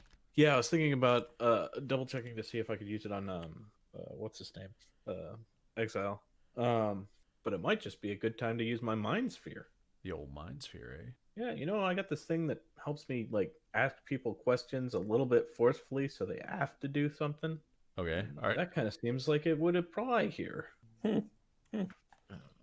Expanded charm and mind charm. So basically, I want to have him explain to me his part in this evening, and I think that falls under what I have right now. He would get the save would be made with a -2 penalty. I don't know, that's the right thing. Okay, so you're basically trying to use the charm, right? Yeah. And the charm that you have is suggestion? Yes, because that's the basic one. I also have expanded charm, but I think expanded charm just lets you charm more. I think it's the range, yeah. Yeah, it just lets you charm more things. Yeah. Because charm typically only works for your kind, and you can also charm. Being a Warforged, people. Not so great. I mean, it's good if you want to charm Warforged. Oh yeah. So you're trying to do just a suggestion then? Yeah. What sort of suggestion are you? I want him to talk about what he did tonight in an honest manner. You know, recall the night's events, sort of thing. Okay. You know that like casting a spell is an obvious thing, right? Yeah. Okay. So first of all, you're casting this. That's 1 point, I believe. One spell point you have to spend. Yeah, for greater charms, it would be 2. And yeah, I think it needs to be at least a greater charm, so I'm going to spend 2 spell points to get it going. It'd be against what he would normally do. Gotcha. And do you just automatically have access to the greater charm and the powerful charm? I think so because I'm spending more points to do it. Oh, okay. So you have access to all 3, but how powerful they are depends on how many. Each charm has 3 strengths. Lesser charms are at will abilities. Reveal secret plans. If we consider him an evil aligned professional thief, is in the would not normally do section. Cool. So, gotcha. So would not normally do. Does that give him a bonus? Because I'm investing spell points, it's a -2 penalty, I think, under greater charm there, under suggestion. So very simple request. So this isn't a very simple it would not normally do. So then okay, so go ahead and you spend your 2 points. We also need to do your wild magic thing. Okay. To see if you then blow up the wagon, because that'd be pretty cool. Yeah. That's what we all want to happen. Oh boy. Especially Eric. Eric probably wants it to happen twice. You know what? Yeah. Please, Dandern, it might be okay. Like, he still is a statue. Please roll a 1d100 there, Andy. I think Dandern's still in the cart, though. So am I. Sad day. Doesn't necessarily mean blow up the cart. It would just be funny. Okay. That's not enough to trigger wild magic. Or it's too high a roll to trigger wild magic. So, you cast the thing on Exile. Mm-hmm. I am going to roll his will save at the bonus that he gets, because this is not a very simple. So, like, if it was very simple, he'd get a -2, which makes me think that if it's a basic request, he gets regular, and if it's would not normally do, he gets a +2, and if it's against his nature, he gets a +4. That's what it seems like. So I'm gonna go with that. Okay. So what do you say to him? So what were you really doing tonight? Just buttering people up with cider? And he goes, I was keeping watch, slowing people down. Making it easier for people to move around. That makes sense. I think that really just confirms that he's not the one to look for, and that's enough information for me. Okay. So I'm going to go find Zrakt. Are you still out here? I retreated into the inn. Okay. And as you go in, Lumio, give me a sort of perception check. Sure. Come here, my god awful perception. 1. Whee! Okay. I mean, he's not trying to hide it. Like, he doesn't really know to hide it. You see him like shaking his head a little bit, and then he like looks at you, and he looks really mad. And you just see him kind of like look at you and look at the wagon and then look at the opening, and he just starts walking off. Okay. All right. So I think that's where we'll stop for tonight. Yeah. So with Lumio driving Exile away, because he definitely wasn't planning on leaving while in this town. Oh no, he left 10 minutes early. Yeah. He walked off before the end of his shift. Poor fucking Amandu hired the worst / unluckiest / completely congenial but secretly sneakiest group. Yeah. So cool. We're going to stop streaming now, but I wanted to thank everybody for watching, and thanks for joining us. Yeah, thanks for Good joining. night. We'll see you all next week. Goodbye.